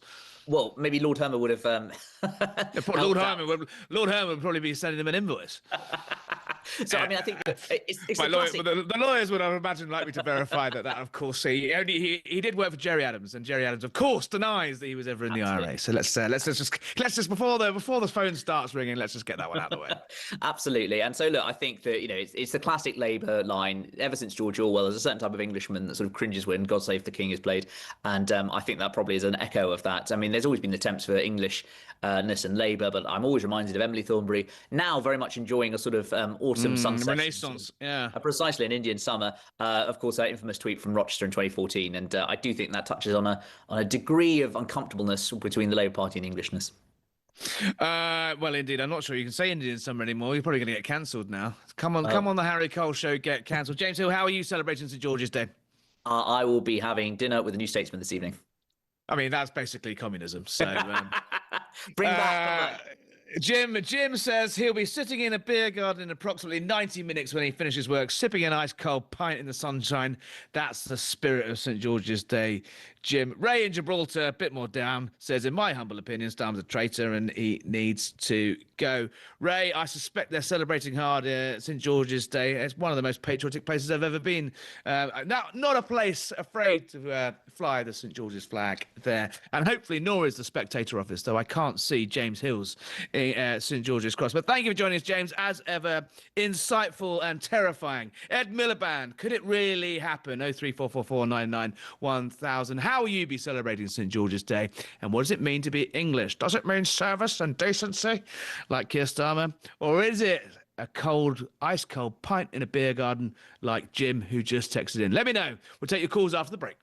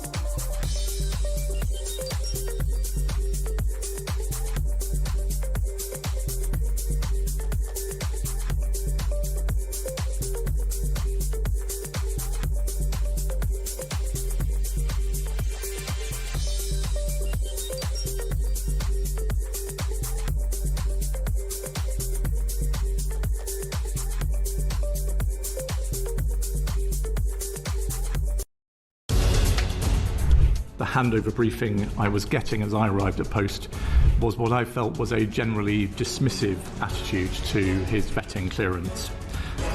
The focus was on getting Mandelson out to Washington quickly. Despite this atmosphere, an atmosphere of pressure, the department completed developed vetting to the normal high standard. Because the vetting process is not there to determine fitness for office or reputational risk, it's there to protect national security. Across the UK, on DAB+, on your smart speaker, on your smart TV, and on your side. This is Talk. Happy St George's Day from me here in Washington DC. I'm Harry Cole, in for Ian Collins. It is a beautiful, glorious day in America. It's St George's Day back home. People are itching to get down the pub for a pint to celebrate our patron saint. But be careful, because Keir Starmer says you can't be divisive today. Grace is in London and she thinks that it's Keir Starmer being divisive. Hello, Grace. Hi. Yeah, I'm afraid he is, and I am a Labour voter historically, and I've never been. I don't know. I'm annoyed with Starmer for other reasons at the moment, but I get kind of what he's trying to say, but ultimately he's just doing what he's accusing other people of, because he's, again, kind of dividing people, and it's not really very constructive. I mean, ultimately, he says what our flag stands for. If you trace the flag all the way back, the reason that George would have legendarily had a cross on his shield is because Jesus died on a cross for our wrongdoing and offering us salvation, which is really exciting. But it's kind of about we could have humility, and we could look at it and think, you know, we've been offered forgiveness even though we don't deserve it because we've done things that are wrong. So rather than being really proud and thinking, like Starmer is saying, well, we're the good people and those people over there with their flags, they're the bad people, he's kind of dividing. He's saying, I'm a good person, those other people are bad people. Actually, that's not really what it's about. It's like we're all flawed, but we're all able to have salvation through Jesus, and we're all able to come together and think about the things that unite us. But I don't think that Starmer's really uniting us. He's kind of just making things worse. He's casting aspersions on people. It's not the first time he's done this either, though, is it? Do you remember when there was lots of public outrage about grooming gangs and when people were pushing for a public inquiry, and he said they were jumping on a far-right bandwagon, and he basically, normal Brits who are concerned about what's going on in their country, accusing of being far-right. And yet he seems to think he's got this kind of weird, like, morality, and he's sort of slightly above everyone. Why do you think he thinks that, he is the one that gets to define what it means to be English? That's a very good question. Again, I think... I remember Badenoch said just the other day he's got a lot of self-righteousness, and we can all be prone to that to some extent. We might think that we're better than some other people because we uphold our personal values better than other people with different values that uphold our personal values. But it's not very constructive, and I think there's actually a lot more agreement about many things than some people realise. For example, he might be presuming that the people he's referring to are all really racist, when in reality, the people he's referring to mostly aren't racist and actually have some similar views possibly to his own views. But we end up in these echo chambers and we think that we really passionately disagree about things. Actually, most people are more similar in their views than I think people realise. But when he says things like he has done, he's actually kind of stopping people realising that. We could all agree about quite a lot of things if we talked more about those things rather than pointing fingers at the people over there if they're in a slightly different social grouping from his own. Exactly. It's unity, but unity on Keir Starmer's terms. Grace, thank you for your call. Text coming in. Hi, Harry. I always watch Talk. Good to see you on today. It's been good. I've been really enjoyed it. It's been too long. The suggestion here from Keith in Dorset is that during the upcoming King's visit, the King should ask Trump if the UK can become the 51st state. Crazy, I know, says Keith. Keith, I'm not sure. Having lived and worked here for a little while, there's enough problems here as there are back home, but I think plucky old England can survive by herself. Well, the United Kingdom can. Andre in Hertfordshire, Starmer, divisive or unity? I'll be an Andre for you if we can do lunch. Oh, Andrew, sorry, Andrew. I misread it. Sorry, I'm tired. It's very early in the morning here. Yeah, you've been hanging around with the Hollywood types too much. Look, Starmer. If you look at lawyers, they refer to anybody who's not a lawyer as a muggle from the Harry Potter thing. So they always presume that they're better than people. And in relation to the Lee Day stuff, in relation to the witch hunt prosecution, remember that the Law Society reviewed Lee Day and found them not guilty of anything. So lawyers are a law unto themselves. They actually live in a surreal world. So he looks down on us all. He's the only man that can manage a party which ridicule people for having a St. George flag on a van and then stand up in a St. George flag because he's not racist, but anybody else that puts one on their house is. That's the mentality you're dealing with. Well, but I understand. I just trying to get why he thinks he's the one. Apart from me, I mean, yes, he's a lawyer. Yes, he's a lefty, and yes, he's a good citizen, and he has a long career of service, as he never fails to remind us. But why does anyone get to tell who's a plastic patriot and who's a real patriot? Because he lives in an echo chamber of people like himself drinking Chianti with olives and and sourdough bread. He doesn't get people other than people like himself. I mean, is that the benchmark? Is it? How will you be celebrating St George's Day, Andrew? Presumably no olives here. Chicken and leek pie, followed by 3 pints of Abbott. You know what? That sounds really good. I haven't had a chicken and leek pie in a very long time, and my mother makes a very, very good chicken and leek pie. I might have to request it next time I come back to Blighty. Andrew, happy St George's Day. Thank you for your call. Mary in Hempstead, is Keir Starmer divisive or a leader? Is he a what? Is he a leader or is he divisive? I was doing my bad Keir Starmer impression there. It's getting very, boring very now, divisive, I give it. Very, very divisive in every single way. And I'm one of those plastic patriots, I'm afraid, Harry. What have you done? How are you celebrating today? Have you put the flag up?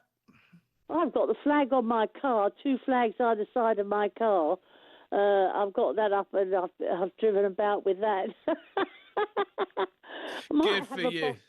A glass of Asti tonight? I don't know. Oh, I think it's if ever there's a day for it. But how does it make you feel when the Prime Minister, he seems to be sort of playing, divide and rule. He seems to be telling one half of the country if they agree with him, they're okay, and everyone else has no right to put up a flag. They don't do this with the Irish. They don't do this with the Scots. They don't do this with the French. They don't do this with maybe the Germans. But why is it only the English that seem to be made to feel bad for waving their flag? Well, this all stems back, really, I think, to the Crusades. That's sort of a thing that's been carried through for centuries, and we've been blamed for that. But, I find a very strangest thing. I've just been reading a book about the Battle of Crecy, and okay. In that battle, in the French, there were Italians fighting with them, there were the Scots fighting with them, to attack us, and our force was much, much smaller than the French, and we beat them. But why for over so many years do people hate the Brits? What have we done that's justified that? Well, exactly. Very good point. Mary in Hempstead. Happy St George's Day. Their texts are still coming in. Don't forget to have your say. 87222. Include talk at the start of that text. I'll read it out for you. And you can send me a voice note, 03444991000, or call me on that very same number. Joanna in Salisbury, she says, we're just going back to what we were talking about earlier in the show about that, why don't we play hardball with the French versus, just giving them cash. She says, hi, Harry, block French fishing and don't buy French food or wine. That would hit them where it hurts. The farmers, the vineyards and the fishermen would soon sort Macron out. All these migrants must be causing havoc in France, gathering and waiting. The locals must have had enough there as well. Well, I see. Well, it's possible. Those migrants are coming from a safe country. That safe country is France. How did they get to France? They came through other safe countries. Lots and lots of there more to discuss on this sunny St George's Day. We're going to take a brief break, but don't forget to call 03444 999 1000. We'll continue the conversation after this on the Home of Common Sense.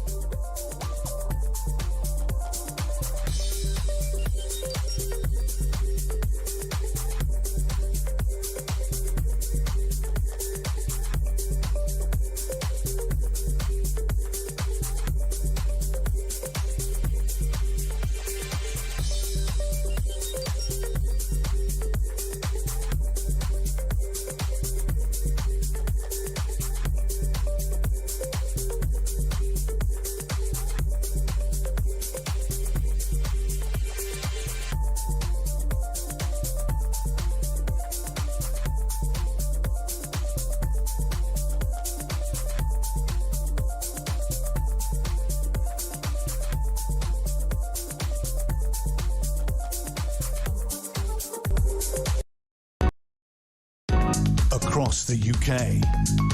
On DAB+, on your smart speaker, on your smart TV, and on your side. This is Talk. Well, back to the Home Common Sense. Harry Cole in for Ian Collins on this glorious St George's Day. But what does it mean to you? And what do you think about Keir Starmer telling you that if he doesn't like your views, but you put up a flag, you're a plastic patriot, causing division and not unity. We must have unity. And talking of unity, what finer way to celebrate St George's Day than talking to my predecessor in the greatest job in British politics. Jack Elson, the political editor of The Sun, is here, hot-footing it, I would say. He looks like he's been at a long lunch and he's dashed back here to the House of Commons to address the nation on St George's Day. Jack, did you celebrate with a glass of patriotic rosé? Well, I did, Harry. Actually, I didn't have any rosé. I had a lovely glass of wine, as St George would have wanted on his patron day. Although I'm still more cogent than you, who described me as your predecessor. I'm actually your successor, because predecessor would suggest that I'm much older than you. And as all of your viewers know, I'm far younger, far better looking, and far more suited to the role. All right, turn his microphone off. I'm very well, Jack. I'm not quite having. Of course, you were my successor in the role, and what fun you've been having since I've been over here. I haven't quite got FOMO yet, a fear of missing out. I do have PTSD, however, when I look back across at the old country and just see yet another prime minister hitting yet another crisis. This is a man that came in. He promised to be Mr. Change, Mr. Rules, Mr. Different, and he's been utterly hoisted by his own petard. This Peter Manson scandal, this Jeffrey Epstein scandal, this isn't going away, is it? This is getting dangerous now for the Prime Minister.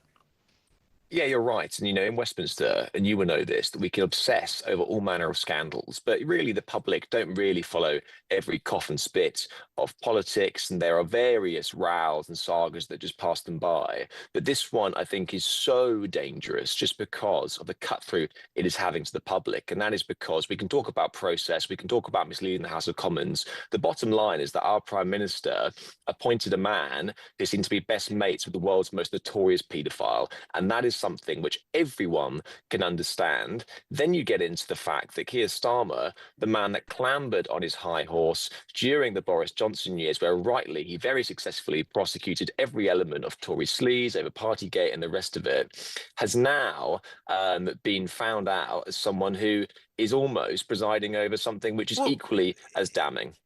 But it's not even that, is it? I mean, by his own rules, Mr. Rules, he said that Boris Johnson, regardless whether it was inadvertent or not, if you mislead the House, you must resign. He didn't wait for any inquiry. He didn't wait for any committee. He said, just go now, and not going. By not resigning, by not waiting for due process, Boris Johnson was undermining faith and trust in the political system. He said, when Boris Johnson blamed a civil servant for something, he said, the buck stops at the Prime Minister. The fish rots from the head. The Prime Minister must take responsibility. Can you imagine what Keir Starmer, leader of the opposition, would be saying right now if they'd thrown a senior civil servant under the bus, got them £1 million payoff, potentially, leaving them open to that for following the rules and not seemingly actually breaking any rules, just to save his own neck? The hypocrisy stinks, doesn't it? Yeah, it does. And I think that everyone knows that if the shoe was in the other foot, Keir Starmer would be crying blue murder right now. And that is why it is so damaging for him, because Keir Starmer did not win that election on any particular policy.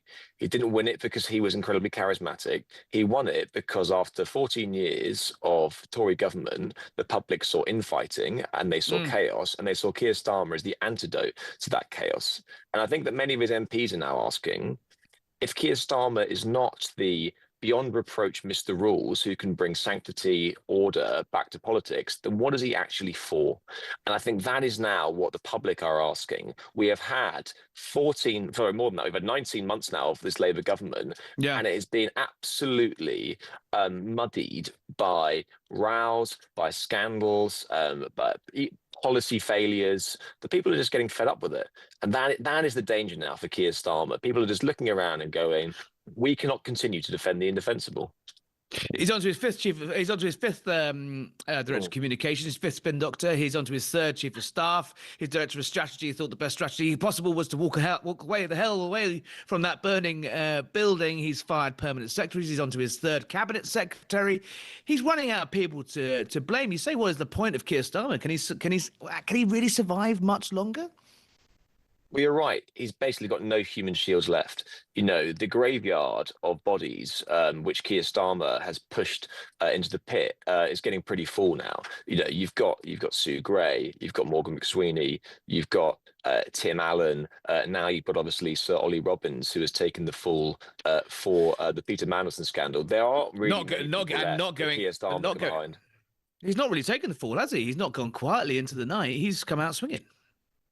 Well, this is it. I mean, up until now, the four guys who have taken the rap for Keir Starmer have gone pretty quietly, but he's picked the fight clearly with the wrong person. I mean, nobody can come away from that 2.5-hour grilling of Sir Ollie Robbins and really think that he was anything other than a pretty diligent civil servant who was just doing his master's bidding.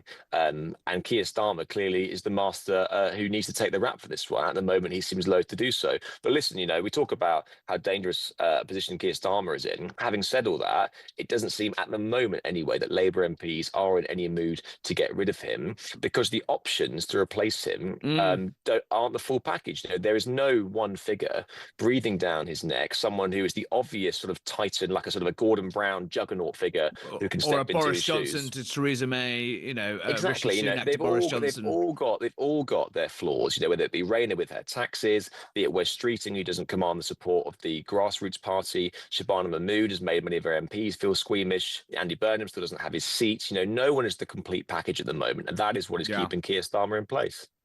What's keeping Keir Starmer in place? What is the point of Keir Starmer? Let me know. 03444 999 1000. We'll take a few more of your calls before I go hang up my hat and go for my St. George's Day, well, breakfast here in the United States. Text us on 87222. Jackson, stay with us. Couple of texts coming in. We can't be plastic patriots for much longer, says Mark from Staffordshire. Why can't we be plastic patriots? Because when Red Edward is PM, there'll be no more plastics. It will be banned. What do you think of that speech, Jack? The plastic patriots, you know, division and unity. There he was, standing in the number 10 in front of a little bit of bunting, some St. George's Day bunting, saying that anyone that doesn't agree with his vision of service and decency and unity, I mean, decency on a day like this, to be lecturing about decency, as we've discussed over the last 2 hours, is absurd. But Keir Starmer seems to think that he is somehow the moral arbiter of this country, the moral arbiter of what it means to be British or English. Who made him the Prime Minister? Good question. You know, I don't see the strategy behind all of this stuff. Like, I think that it's perfectly plausible for the Prime Minister to fly St. George's flags and say Happy St. George's Day. I mean, he is the Prime Minister of our country. He is English, and I think that he should do that. But I don't understand why he constantly keeps picking these fights about plastic patriots. I mean, I don't see who he's trying to win over here. All he will end up doing is just dividing people, the very thing which he says that he doesn't want to do, and also alienating the types of voters who he needs to win back. When he says plastic patriots, he is saying reform voters. The reform voters currently are the people that he needs to win back if he wants to stand any chance of winning a majority at the next election. At the moment, it doesn't seem that he's doing a fantastic job in keeping those people, because he is just trashing everything they stand for. And it started at the Labour Party conference last year, where he described reform policies as racist. You know, there was a time where he wrapped himself up in the flag. You know, he sort of spoke the language. He spoke the language of sort of working class Britain. And there has been a slow, I think, steady creep over the past year where the Labour MPs are so terrified about the Green vote, but they've almost forgotten about the people that put them into politics and power in the first place. Ordinary, old school Labour voters, the people who voted for Brexit, the working class heartlands, they're the people that hold the keys to Keir Starmer's re-election chances, not people who are, you know, Zach Polanski sympathisers or the rest of it. They're not going to put them in. is this just him slipping back into his comfort zone? Do you remember after the grooming gangs where he told us all we were getting on a far right bandwagon if we wanted an inquiry into grooming gangs before he was then forced into inquiry on grooming gangs? Every year, every so often, he just gets on this little high horse about what it means, who is and who isn't a patriot. You could see the visible uncomfortableness he had when the flag started to go up on bridges and lampposts and roundabouts around this country. He hated that. That sort of went against everything that lefty liberal North London law like mindset. He can't stand that. And this is just him as becomes more and more encroached from the left by the Greens, abandoned by sensible moderate voters in the middle. He's just going to slip back into that sort of the Keir Starmer that we deep down know he really is. We never believed the Island of Strangers speech. We never believed he wanted to smash the gangs. We never believed that he wanted to close the borders. He spent years campaigning. He once wrote that all border and immigration policy and law is essentially racist. I mean, this is the real Keir Starmer, isn't it? It's difficult to know, really. I mean, Keir Starmer has had, I think, about 3 iterations since he's been in public life. You will remember back in the Brexit wars when he was Jeremy Corbyn's shadow Brexit secretary, and he was all about the second referendum. He was a diehard Remainer, and then clearly knew that he'd have to carry that on if he wanted to win the leadership election. So again, was a sort of an iteration of hard leftism, Corbyn's best friend, bring back Shamima Begum, and the rest of it. When he got that Labour leadership job, he knew that to win the country, he would have to appeal to the ordinary, decent folk of Britain who traditionally have won elections, and that is people who are concerned about immigration, people who do want taxes to come down, people who are fed up with all of this wokery. But now he is not appealing to the constituency of the electorate. He is appealing to the very narrow constituency of Labour MPs, because with them he is on very thin ice. And in terms of his short-term survivability, they are the ones who hold the keys to how long he survives in number 10. And we know that the Labour Party's views and ambitions are almost diametrically opposed to the country's. They are people who are very squeamish about controlling our borders. They want taxes to go up to pay for things like abolishing the 2-child benefit cap and the rest of it. They want to wrap up businesses in employment rights laws. And yes, many of them, when they see these flags go up around the country, are pretty uncomfortable. What Keir Starmer actually believes or not, I don't know. I've met him, as have you, many times, and I think that he probably is someone who doesn't mind flying the St George's flag. I don't think he'd be squeamish about that whatsoever. I just think that at the moment he's a hostage to his parliamentary Labour Party. But it's only if you fly it in a cause of service and decency and unity. David in the Cotswold. I remember David in the Cotswold, a regular texter, and you can tell Starmer's St. George's Day speech essentially is delivered from the presumption that anyone that celebrates this day today is right-wing and therefore racist. Amazingly, our Teflon Prime Minister can't see that he is see-through. Keep those texts coming in, 87222. Start your text with talk. I will read it out as long as it's funny. Plastic patriotism. Talking of plastic patriotism, Jack, obviously reform of, lapping this up. We had Suella Braverman on the show earlier. She's obviously leading the charge against the sort of cultural revolution that is a cultural counter-revolution in this country. She says that institutions, starting with schools, moving on to universities and the wider British state being infiltrated by lefties over the years. She sees it as her mission to rid that out. They're saying they're going to put a picture of the king up and a Union Jack or an England flag in every school. Feels to me like slight tokenism. I know it's St George's Day today, but talk about bolting the door after the horses. Hang on, I mixed my metaphor. Shutting the door after the horse is already bolted, right? Yeah, I mean, Reform like to wrap themselves up in the flag. I think they're right to do so. They clearly spy a bruise to punch with this one. I do think, and it'd be interesting to know your view over in America, it does seem that Americans, especially in school, are told to fly the flag and to sing the anthem in a way which we just don't really have in this country anymore. They pledge allegiance every morning. These kids stand up in class and they salute their flag. They're taught about American exceptionalism. They're taught America is the greatest country in the world. They're also weirdly taught how great Britain is. the average level of knowledge among people my age in America about British history far exceeds my friends at home who, you know, if they didn't particularly have an interest in it, just generally assume they know about the Magna Carta, they know about the Bill of Rights, they know about history, they know about our shared Judeo-Christian heritage, they know about how, you know, the best of British democracy and the best of British values were taken and ran with by the United States. It feels like they are slightly onto something with this curriculum stuff. It just needs to be more than just on St. George's Day, doesn't it? Yeah, and that's exactly the fact. But you know what? You get outside of London, and you know, at the weekend I was in Essex, and then yesterday I was on the road with Nigel Farage up in Yorkshire, and you can't move for England and Union Jacks flying at the moment. And, you know, we are in danger, I think, of the narrative being this Westminster bubble where it's all about decolonizing curriculums and basically trampling on our history, whereas actually most people in the country, you know, yes, obviously every country's history has some blots on it, but actually, you know, you can be proud of the country from which you're from, and that is something which the Americans, I think, do very well.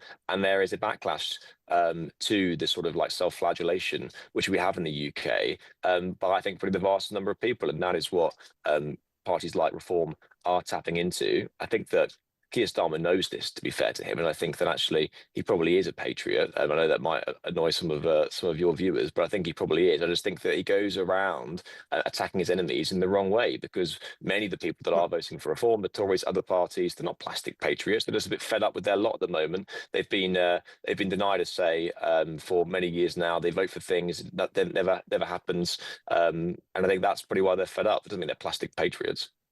It's about decency and service, though, Jack. You've got to remember it's the decency. But that was it was a decency noise. It was a decency word that annoyed me. That's what got my gears about that one, because he's basically saying if you don't agree with his idea and his vision and Labour's vision of what patriotism means, you're not a decent person. And as we've discussed at length, and you know, as we've been discussing over the last few hours, lecturing on decency when Lord Hermer's up to his neck in the witch hunt on British troops, lecturing on decency on a, you know, when you've literally bent the vetting rules to allow, you know, to put Peter Manson into one of the most sensitive jobs in the West.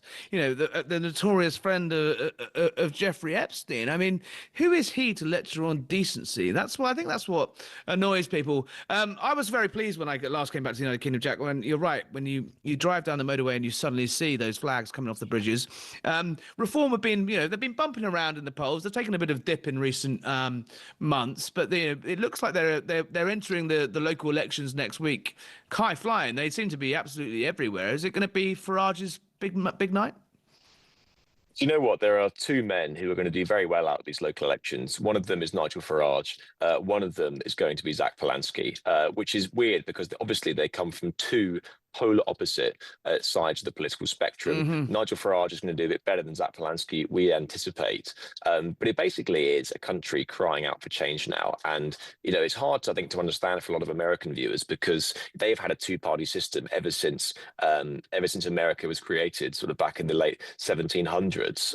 We are now seeing these centuries-old rule book being ripped up, in which we have five parties bunched pretty closely together in these elections, but the parties which are going to be doing the worst will be Labour and the Conservatives in terms of their overall share. I mean, just to put it in context, in 2020 at the local elections, the Conservatives and Labour joint took about 80% of all the votes. Last year, it was about 57%, and it's going to go down again.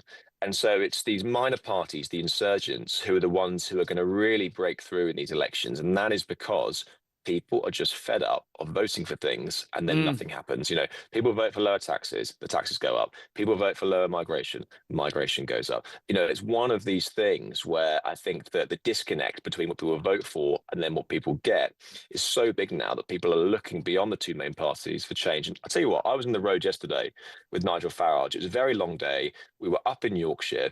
I've never seen a politician mobbed like he was in my lifetime. People pouring out of pubs, people pouring out of shops. You know, it was something quite extraordinary. Clearly, he was in, fertile reform territory. He's not going to go. He's not going to go to Bristol West because he probably wouldn't get the same sort of reception. But it does seem that your favourite phrase, something is happening out there, and I think that on May the 7th, what we're going to see is once again the upending of the two-party system, which seems to be in its dying throes at the moment.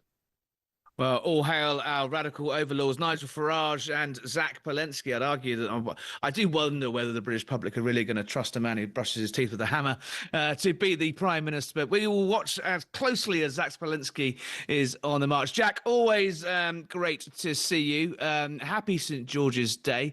Happy St. George's Day to all of you. Keep those texts coming in. I'm nearly done. It's been a great 3 hours talking to you all, but still time to get your calls in 03444 99 1000. Or text me 87222. Insert the word talk. I will insert it. Well, let me know what you're doing. We've had chicken and leek pies. We've had ice cold pints. My mother has texted in the chicken pie emoji, if anyone knows what that is, after I praised her chicken pies. So plenty of that. Keep those texts coming. I'm here for another 10 minutes.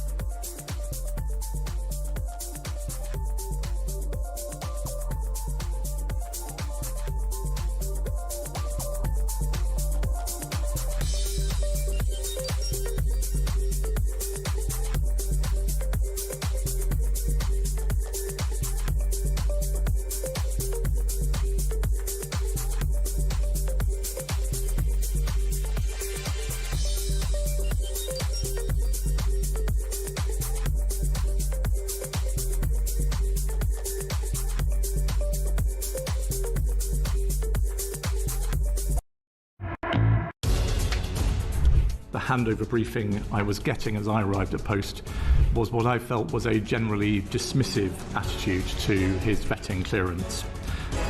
The focus was on getting Mandelson out to Washington quickly. Despite this atmosphere, an atmosphere of pressure, the department completed developed vetting to the normal high standard. Because the vetting process is not there to determine fitness for office or reputational risk, it's there to protect national security.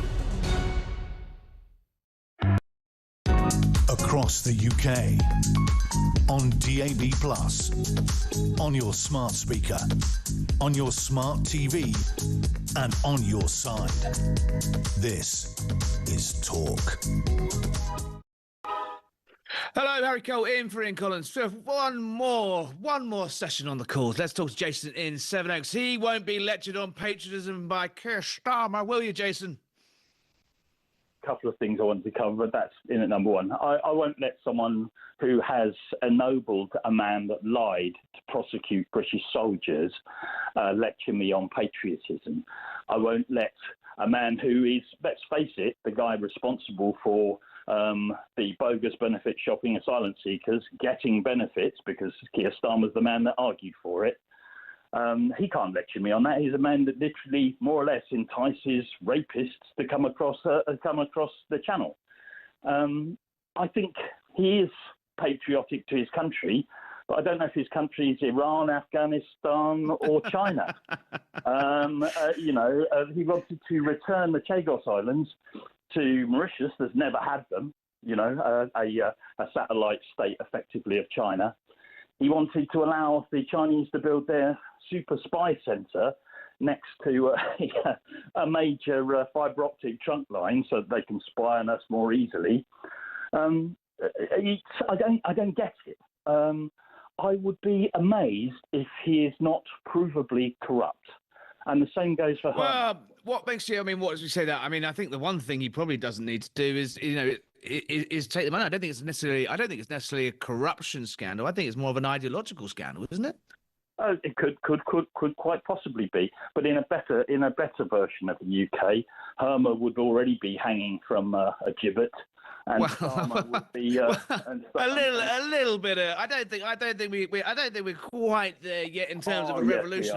I'm not sure what's happened. I'm not sure what's happening down in sunny Sevenoaks, but I remember it being quite a calm and tranquil place back in the day. No, I'm on about through proper judicial process, not sort of the act of a riotous mob. All right. Very good. We actually had the SAS resigning. The SAS, who are possibly the most, or they're right up there. I mean, you could probably name the five or six globally most respected army groups in the world, and you probably include the Gurkhas and maybe and probably the Green Berets from the United States and the SAS and everyone go, naturally, they're best in the world, and we have them resigning because they can't trust the government not to prosecute them. An astonishing state of affairs. Jason, how are you celebrating? How are you celebrating St George's Day as a non-patriot patriot? What I will be doing, actually, is opening a bottle of champagne. Now, I hear you speak that champagne is actually French. And you're right, except that champagne in its modern form was developed for the English.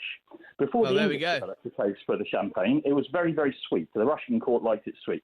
It's champagne in the the dry brut champagnes we get today were developed for the English market. And as you know, Winston Churchill used to have a Paul Roger every day.